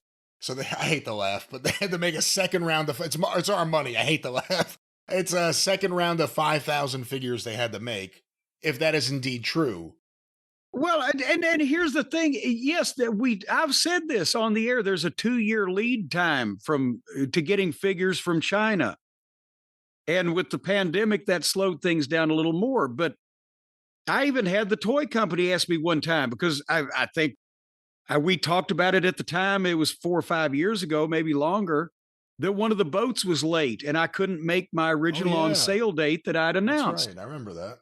The toy company said, well, you can take pre-orders. I said, no, I'll take pre-orders for something that is 200 miles away from me. I'm not taking pre-orders for something coming from China that's on a boat in the ocean I don't know and I can't control. I'm not going to hold on to people's money. Yeah, see, again, that's one of the things that separates you from everyone else. You're the talent, you're also the store, and you sell the inventory you have. You don't take a bunch of pre-orders and then order as many pre-orders as you have, which seemed to be the PowerTown plan at one point. Well, I heard at the start of this thing that they were underfunded, that they didn't have the money to make whatever they had originally planned to make. That's another thing is, I'm sorry, but I knew exactly what all these things were going to cost before I committed to it. And I knew that I had the money to purchase everything in total before I put anything on sale. And yes, there's been times where people waited a couple months to get their figures only because we had 1,800 fucking orders and I was signing each one of them to order. So what do you want? An egg in your beer, whatever. But this has become just a big mess. And when you think about it, again, that's why I said it wasn't going to work from the start, because when they're signing up 200 individual wrestling personalities, if they're doing figures, 6 different figures in each set, even if everything was coming through, everybody was getting their figures on time, everybody's money was taken care of, how long is it going to be before number 186 gets his figure? A lot of these people ain't going to live that long under the best of circumstances. So, I'm sorry that things seem to be falling apart, but there's a lot of people mad, and it seemed like it could be avoidable, because I think they just went into this with grander plans, thinking that they were a little big for their britches and that there was going to be not only more demand possibly for some of these people. I don't know that Eddie Auger is going to sell a ton of figures. Yeah, see, but that's part of the issue right there. Yeah. That, if they did indeed run into problems with getting the product from China, they've been in business for 4 fucking years and not a lot of product has come through yet. And the math don't add up that if you'd taken people's money at retail, you can't pay wholesale plus tariffs. Help me. It doesn't add up. I saw recently an online post from a wrestling figure message board where I believe Sean Ing of KWK, we've talked about his figures in the past. He did the Mantar figure. He volunteered to go. He's over there. I'll go to the factory. You want me to help you guys out and look around? Never heard back. At the same time, apparently PowerTown also signed up. When you signed the contract with PowerTown, there were also T-shirts. So they have the rights to use the likeness of various wrestling stars. And this was the whole scope of the thing. He's talking about trading cards, T-shirts, all kind of merchandise that we haven't even thought of yet. Right, and Greg Gagne also said in this interview that they're going to be at Walmart and Target, which is absolutely not happening. But the T-shirts... The word Target is being used about Greg Gagne. But the T-shirts they had made up apparently now have shown up on... Again, it's not my world, so I may get this wrong. Some sort of foreign eBay sort of site where all of a sudden there are these discounted wrestling T-shirts that seemingly were in a factory that wasn't paid, so they just unloaded them to some website. Well, that's, as a matter of fact, one of the message boards that I was looking at from a link on another one said that that's a thing that not just in wrestling, but every once in a while when one of these toy manufacturers can't pay for the stuff, it goes unclaimed, they ship it to some clearance place and they just sell it. And nobody gets any royalties. And nobody gets, and that's the thing is, Ricky Morton will tell a tall tale. So I would think if he'd gotten $100 from this fucking setup, he would have said it was $10,000. And he said, I ain't got a goddamn dime. Yeah, and when you think of that first series, who got a royalty? Luthez, Vern Gagne. Who else was in the Bruiser Brody? Stan Hansen, now he's alive. Yeah. Kerry Von Erich. And Magnum TA. Who's a partner. I think Magnum did halfway okay because one of the guys in the Carolinas got a bunch of figures ahead of time and paid him to sign them. So he did all right. I have a box of Magnum TA posters from the 80s from the Keitzer collection, a box of them that I can't use. I don't need shirtless Magnum TA posters anywhere in my house. But if there's a market, if anyone's booking Magnum for an autograph show and you want to buy a giant box. Was that the one of him next to the motorcycle? I think maybe that, yeah. I may have taken that picture. Well, I'll send you a poster. Maybe you could sign it. They had me. There was nobody. It's all in the Keitzer files. In Mid-South in '84, they needed color pictures and better pictures of the talent, and they didn't have. It was Alice Marie Nelson was in Houston, but for some reason they said, we need. So I brought my camera to Oklahoma City where there was light in the locker room one day and took Hacksaw Duggan holding the chair. And then I did some outdoor stuff in Alexandria with Magnum and a motorcycle and Terry Taylor, the Fantastics, all that shit. Yeah, I just couldn't be credited. I don't need any of those photos, whether they're credited or not, on my walls here, but maybe someone would. But we'll stay on top of this story, see what we can find out, because in one way or another, either there's going to be bankruptcy, refunds, or figures somehow show up. I don't know which one of those is more likely at this moment, but Jim... I'd like, so one more thing I'd like, just to the guys, before you sign anything, because I'm not going to mention any names, don't want to embarrass anybody, but I've had a guy chasing me in the Midnight Express for the past 4 or 5 years to sign up for his video game that he's producing. And again, I'm not a video game expert, but I know for the love of the game from some talented amateurs type of setup that has no platform. It can't be sold on a widespread basis and is one of those throwback things because it's easier to do that shit cheaply than it is to do the new stuff. And the point I'm making is, guys, if somebody's going to give you a check for $2,500, then the normal response from somebody in the wrestling business, give me the $2,500. But then you've tied yourself up and your rights up in some kind of contract for negligible money. You don't know whether you're ever going to get royalties. That's an advance against royalties. That may be the payment you get. Where is this thing going to be sold? What's the price point? Why is a large number of people going to be interested enough to pay for this item enough that I will get a significant amount of money in royalties? Is it worth tying up your rights for something? That's what you need to ask yourself. And if you're not well-versed in how things sell or what the market is these days for something, then ask somebody who is before you just say, I'll take the fucking check. And PowerTown, if you want people to have faith in you or trust you or give you more time, say something and don't send Greg Gagne out there to be your mouthpiece.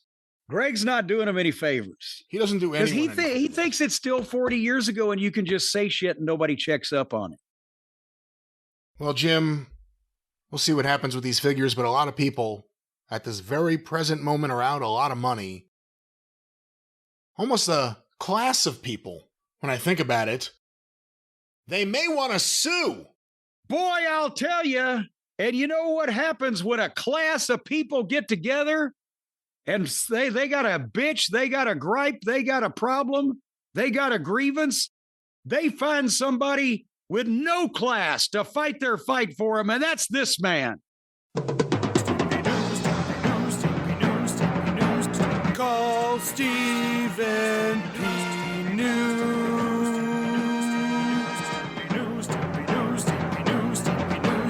If you need to sue.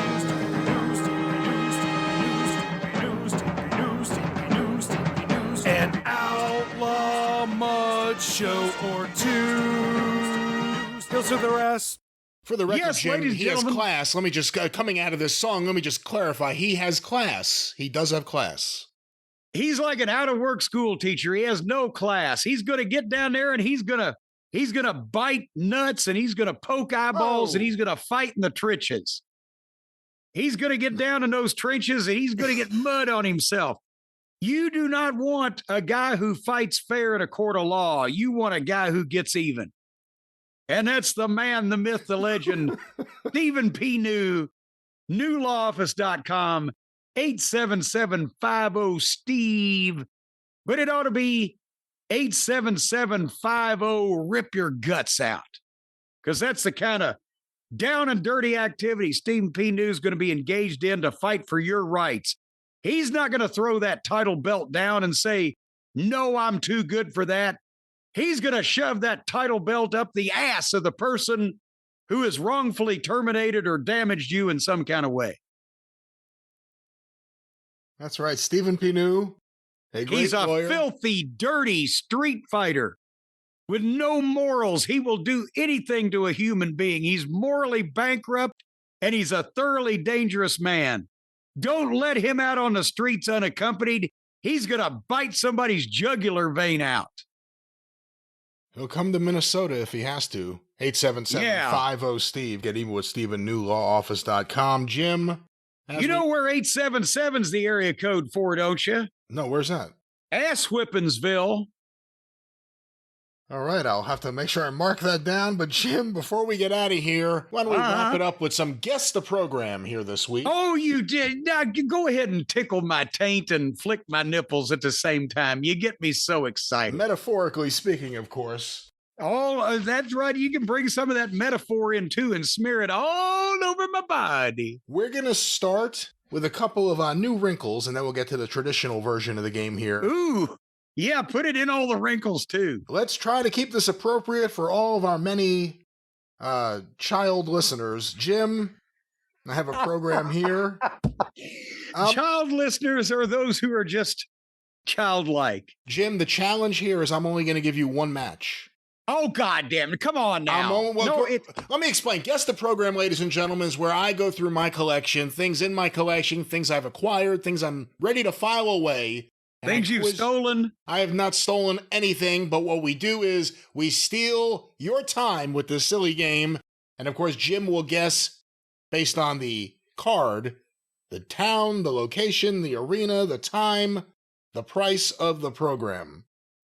And here, this program only has one match. This program has one match. Okay, so you're not going to like make it a habit. Like, I just get one match. This is just an individual thing here. Well, I wasn't going to use it because there's only one match listed. There were other matches on the card. I have the lineup here. But in the program, it only lists one. And then I started thinking about it. could I get it based on just the one match? And then I really started thinking, I wonder if Jim could. Let me give it to you. Okay. For the World Heavyweight Crown, sanctioned by the National Wrestling Alliance, Sam Mushnick, President.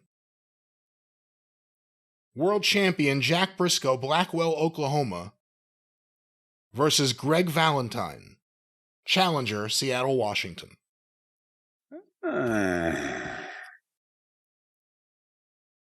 Well, we know that it would be between 1973 and 1975, or Briscoe wouldn't be champion.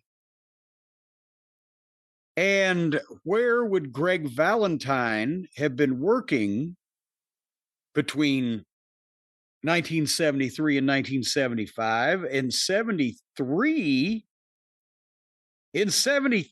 he was probably still Johnny Fargo in the Buffalo territory, or maybe just have finished being that.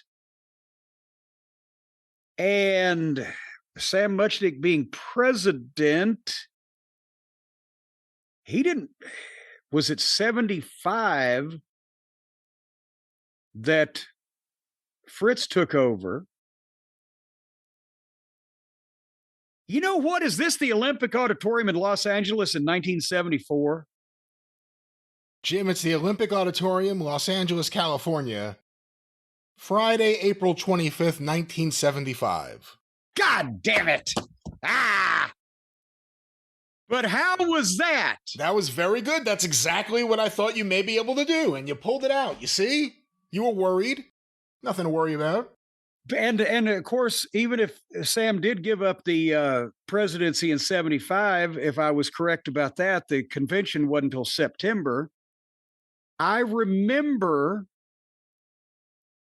one of the After magazines covering a match between Briscoe and Valentine for the NWA title in Los Angeles. It probably was this match. And that flashed in front of my head. And also, was that not the place where Valentine first got a singles push as Greg Valentine, that he would have been in line for a title match? I think you're right about that. It's also where I believe he helped cost them their TV, their English-speaking TV. This is a year before the territory would change in a lot of ways, and Roddy Piper comes in and the Guerrero family come in. Here's the rest of the card this night. S.D. Jones defeated Art Mahalik. Mickey Doyle defeated Rex Arnold. Les Thornton defeated Reno Tufuli. For the America's Tag Team titles, the Hollywood Blondes, Jerry Brown and Buddy Roberts, defeated Louis Tilley and Dennis Stamp by disqualification, and Jack Briscoe defeated Greg Valentine. And Reno Tufuli was, before Afa and Sika became the Wild Samoans, there was a team called the Samoans, which was Tio and Reno and later Tio and Tapu. And they were real Samoans. They also wrestled as the Manchurians, but they got they got kind of overshadowed with Afa and Sika coming along a few years later. All righty, L.A., baby. We love L.A. That's a great song, Randy Newman. Jim, this next one, I'm going to give you the card, minus one match. There's one match that I think is a clear giveaway to where this is. Okay. So we're going to take that match out and see if that changes anything. The first event, Doug Summers versus Mike Pappas. Pappas. The second event, Gene Stevens versus Tom Andrews. The third event we are going to skip. The fourth event, tag team match, the Blue Yankee, Enrico Valentino versus Ron Starr and Kevin Sullivan. Good Lord. A title match I will not name, the championship I will not name. The champion, Bob Sweetan versus Ken Lucas. And the main event for the World Heavyweight Championship, Harley Race versus Colonel Buck Robley.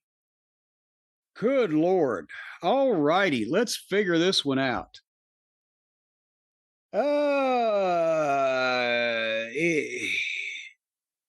Robley, this is not I don't think this is a Mid-South card. Well, it's earlier than Mid-South would be anyway, but Robley was more identified with the Mid-South territory, Watts booking for him, etc. But Robley also worked a lot in the Kansas City territory in the Central States. Bob Sweetan, same thing. He was noted for being a guy from the Mid-South, or being a guy that worked the Mid-South and McGurk territories.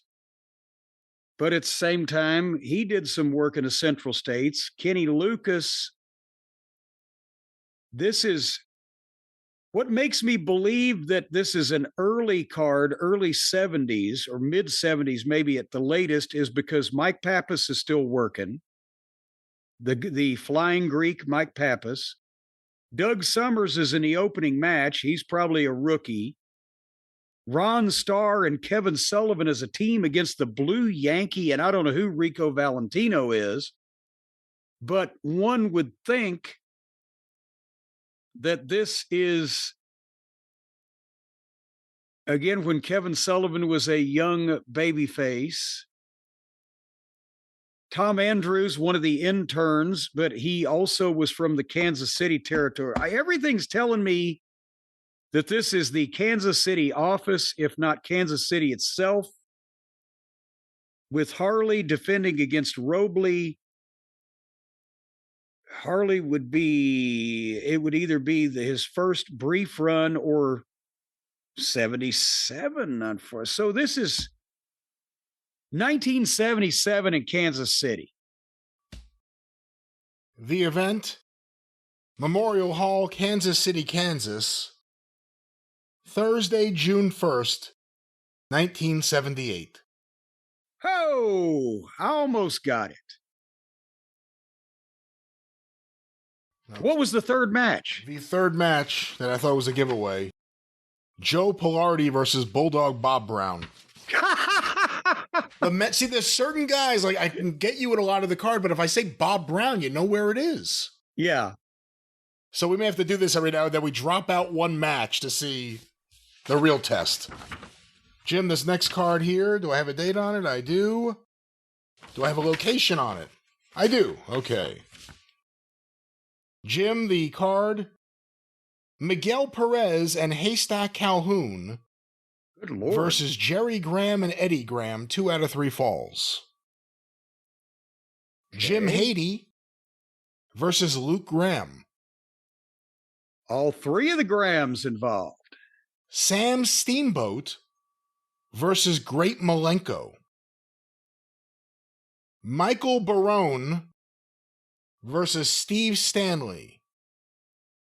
Arnold Skoland versus Golden Terror. And the final time limit match listed, Bobo Brazil versus Gene Kaniski. Good night. All righty. What a card for one of these Willie Gilzenberg towns up there. We are in the Northeast. We'll try to narrow it down here in a minute. Miguel Perez and Haystacks Calhoun as a team against the Grahams. That's a hell of a... This may be a bigger town. I was thinking it was one of the New Jerseys or the Ag Halls or whatever, but... and by the way, for the record, Haystack Calhoun, not Haystacks here in the program.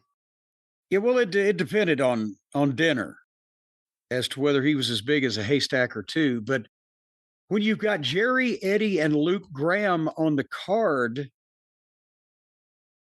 that indicates to me that it's got to be 1964-65 off the top of my head, that it would be Luke's first run in the Northeast and maybe Eddie's last one.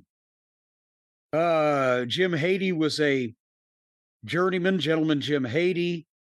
Sam Steamboat was Ricky Steamboat's namesake. That is Professor Boris Malenko, I would think, that wrestled as Larry Simon, because if this was still the late 50s or real early 60s, what would he still be? Otto von Krupp? Steve Stanley, the brother of Gene Stanley, the Stanley brothers. He was a major name in the 50s. Arnold Skolin tips it off that's why I'm thinking it's a Northeastern spot show, because I think we talked about this last time we played Guess the Program. It was a preliminary guy at that time, but he may have just been taking over, checking up at the box office, running some of these towns. So that's why he might be on the card. And Bobo Brazil, who was a big goddamn name in the Northeast, wrestling Gene Kaniski, who had a big run in the AWA in the Midwest in the 50s and would win the NWA title in 1966 from Thez, but this is in between those times. There's just so many of the mid-sized towns up there. I'm going to say somewhere in New Jersey in 1964. The date? Friday, November 27th, 1964. Ha-ha! The Island Garden, West Hempstead, Long Island. West Hempstead, Long Island. Okay, I'm sorry I said Jersey. It was a spot show on the island. There's a nice drawing here on the program of a turkey, I guess because it's Thanksgiving time, and there's a tree, an apple tree, and inside each apple is the picture of Bill Watts, Bruno Sammartino, Bobo Brazil, Arnold Skolin, Vern Gagne, a young Vern Gagne. I don't know what that's doing here in this thing, but here it is from Island Garden, a arena that is gone now. Jim, this next one was a bit of a surprise for me. Let me ask you this one. The opening bout, the return prelim, Bobby Pico versus Terry Daniels. Dennis Stamp versus the Lawman. Nick Roberts versus Ted Heath. Good Lord. The semifinal girls match, Ann Casey versus Natasha. Special referee, USA Women's Champion, Marie Laverne. Natasha was the hatchet lady, and Natasha and Beverly Shade were at a women's tag team match in the Louisville Gardens one night. And because the girls only came in every once in a while, Bob Moody, the wacky DJ who was the ring announcer, didn't know anything about him. So when they got in the ring, he went up to Natasha and he said, "What's your hometown?" She said, "Butt fuck Egypt. You got the balls to say it?" And he's, "No, ma'am. From parts unknown, Natasha." Well, Jim, keep going. The main event, Ricky Romero versus Skandar Akbar. Ogie dogie doggy daddy. This is obviously West Texas, because the Dennis Stamp, even though Dennis Stamp was on the card where was the card we just had that Dennis Stamp was on? It was in Kansas City. There's too many other of the usual suspects here. Nicola Roberts, Baby Doll's father, would later on be the promoter in Amarillo and Lubbock. Ted Heath was a British fireplug of a guy that was one of the great practitioners of the mat wrestling, British world of sport type of stuff, but he's been out of the business and retired for probably around 50 years. Don the Lawman Slatton was the local promoter, bail bondsman, and top babyface in, oh god damn it, what's the town? Abilene? Was Slatton in Abilene? Lubbock. Or am I mixing up my Lubbock? No, it wasn't Lubbock. Slatton was, look him up, Google him, because now it's going to bother me. It was not Lubbock. I'm pretty sure it was Abilene. Where was his bail bond company? And Ricky Romero, obviously the biggest baby faces in the West Texas territory, not named Funk, were the Romero family, his sons were the Youngbloods, including Jay. And Skandar Akbar was most known as a manager in Mid-South especially, but this was when he was still a wrestler. And I'm going to say between Amarillo and Lubbock, I'm going to flip a coin and say Lubbock in 1975. And you were right about Don Slatton, Abilene. Abilene, prettiest town I ever seen. This program, Jim, which shocked me actually, just by how the territory had fallen. This is Amarillo, Texas, Thursday, May 14th, 1981. Oh my God, 1981. Okay, in that case, everybody's goddamn retired. What the fuck happened to Amarillo? The Funks left. Yeah, and well, this is even after Mulligan and Murdoch, though. Yeah, it is. Because they bought it in 78? Was Ricky Romero running it? Might have been. So there you go. Akbar was coming over as a favor. Romero lived there. Ted He still lived there. Like he wasn't wrestling anywhere else at that time. Nick Roberts lived there. Lawman Slatton lived there. Dennis Stamp lived there. Terry Daniels lived there. Roberto Pico probably popped in whenever he could get a peek. So yeah, that boy, from a once mighty territory with those guys at that age at that time, that's surprising. All right, Jim, one final program here this week. The opening bout. It looks like a different bout was written in here. The opening bout is billed as being Tony Morelli versus Jack Britton. One fall, 20-minute time limit, but written in is Trippy Pasquale versus Lone Eagle. Well, Trippy Pasquale don't do no jobs, baby. A special event, Wrestling Dwarves. Little Beaver versus Tom Thumb. One fall, 30-minute time limit. The semi-windup, it's billed as George Becker versus Cola Quariani, but crossed out as Cola's name and written in as Ali Bay. 2 out of 3 falls, 45-minute time limit. And the main event, Argentina Rocca versus Brother Frank Jers. 2 out of 3 falls, 1 hour time limit. Brother Frank Jers was the father of Joe Jers, who wrote the book Whatever Happened to Gorgeous George in 1973. It was one of the only modern publications actually sold in a bookstore that gave the inside of the business. As soon as you said Tony Morelli and Jack Britton in the opening match, I flashed to Canada. Then you said a Little Beaver against Tom Thumb. And I said, God damn it, did not Jack Britton have something to do with booking the midgets out of Montreal when they were based up there? And that would have been in the 50s and early 60s, around the Sky Low Low Little Beaver era. George Becker spent the last fucking 20 years of his active career in the Carolinas as the booker and one of the top baby faces and Johnny Weaver's tag team partner. He was 60 years old. They were still using him on top. This was before the George Scott era that remodeled the Mid-Atlantic lineups. But if George Becker is wrestling Cola Quariani,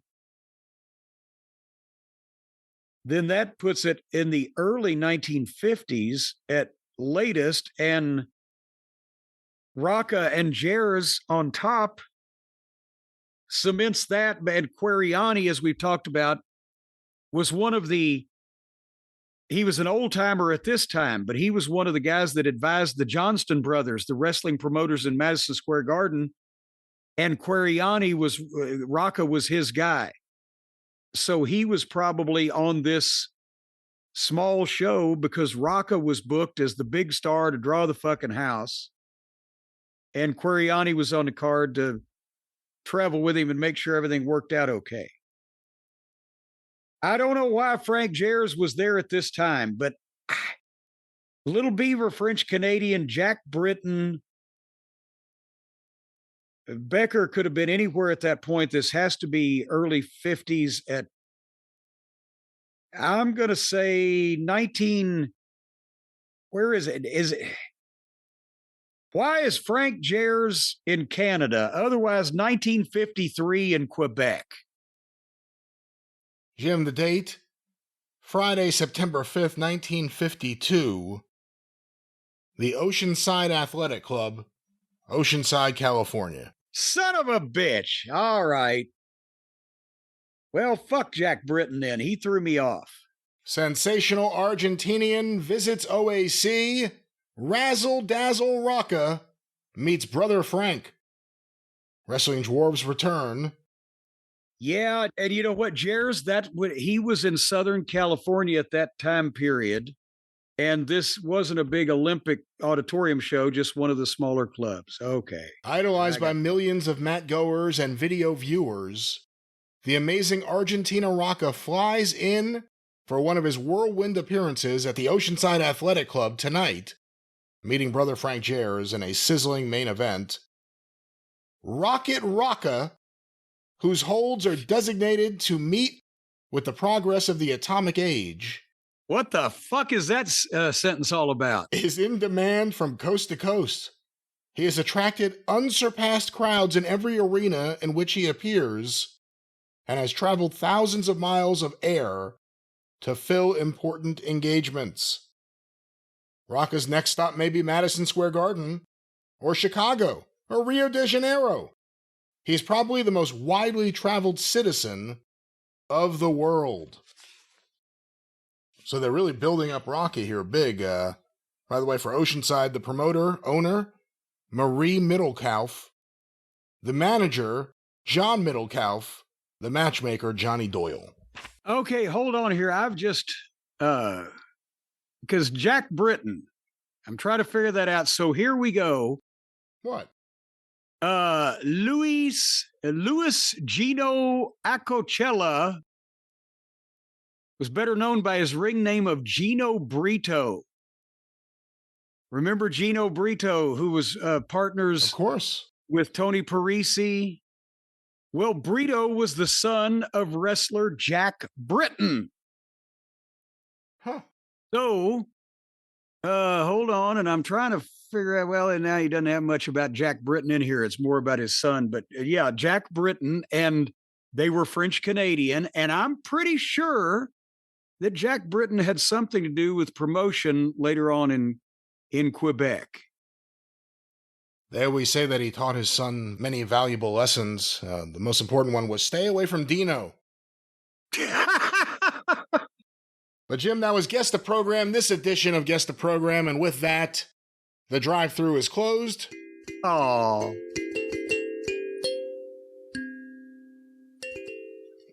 All right. Yeah. Hope that doesn't break. Songs return next week. Send your submissions, CornyDriveThru@gmail.com. Of course, go through the archive, patreon.com/Cornette. $5 a month gets you access to the archive. Going back to 2013, patreon.com/Cornette. The official Jim Cornette YouTube channel. Go there, check it out. Full episodes, clips of the episodes, omnibus collections, including some new omnibuses that just went up, all with the great artwork from George Livinitis and so many others. The official Jim Cornette YouTube channel. Cornette's Collectibles at JimCornette.com. What's going on, Jim? Big news on the experience this week. In the meantime, go and get those wonderful brand new autographed 8x10s for a very seduced rate. JimCornette.com. JimCornette.com, of course. The drive-thru is brought to you by the law office of Stephen P. New, 877-50-STEVE. Get even with Stephen at newlawoffice.com. But until next week here on the drive-thru, and in a few days on the Jim Cornette Experience, for Jim Cornette, I'm the great Brian Last. Tally-ho! Oh!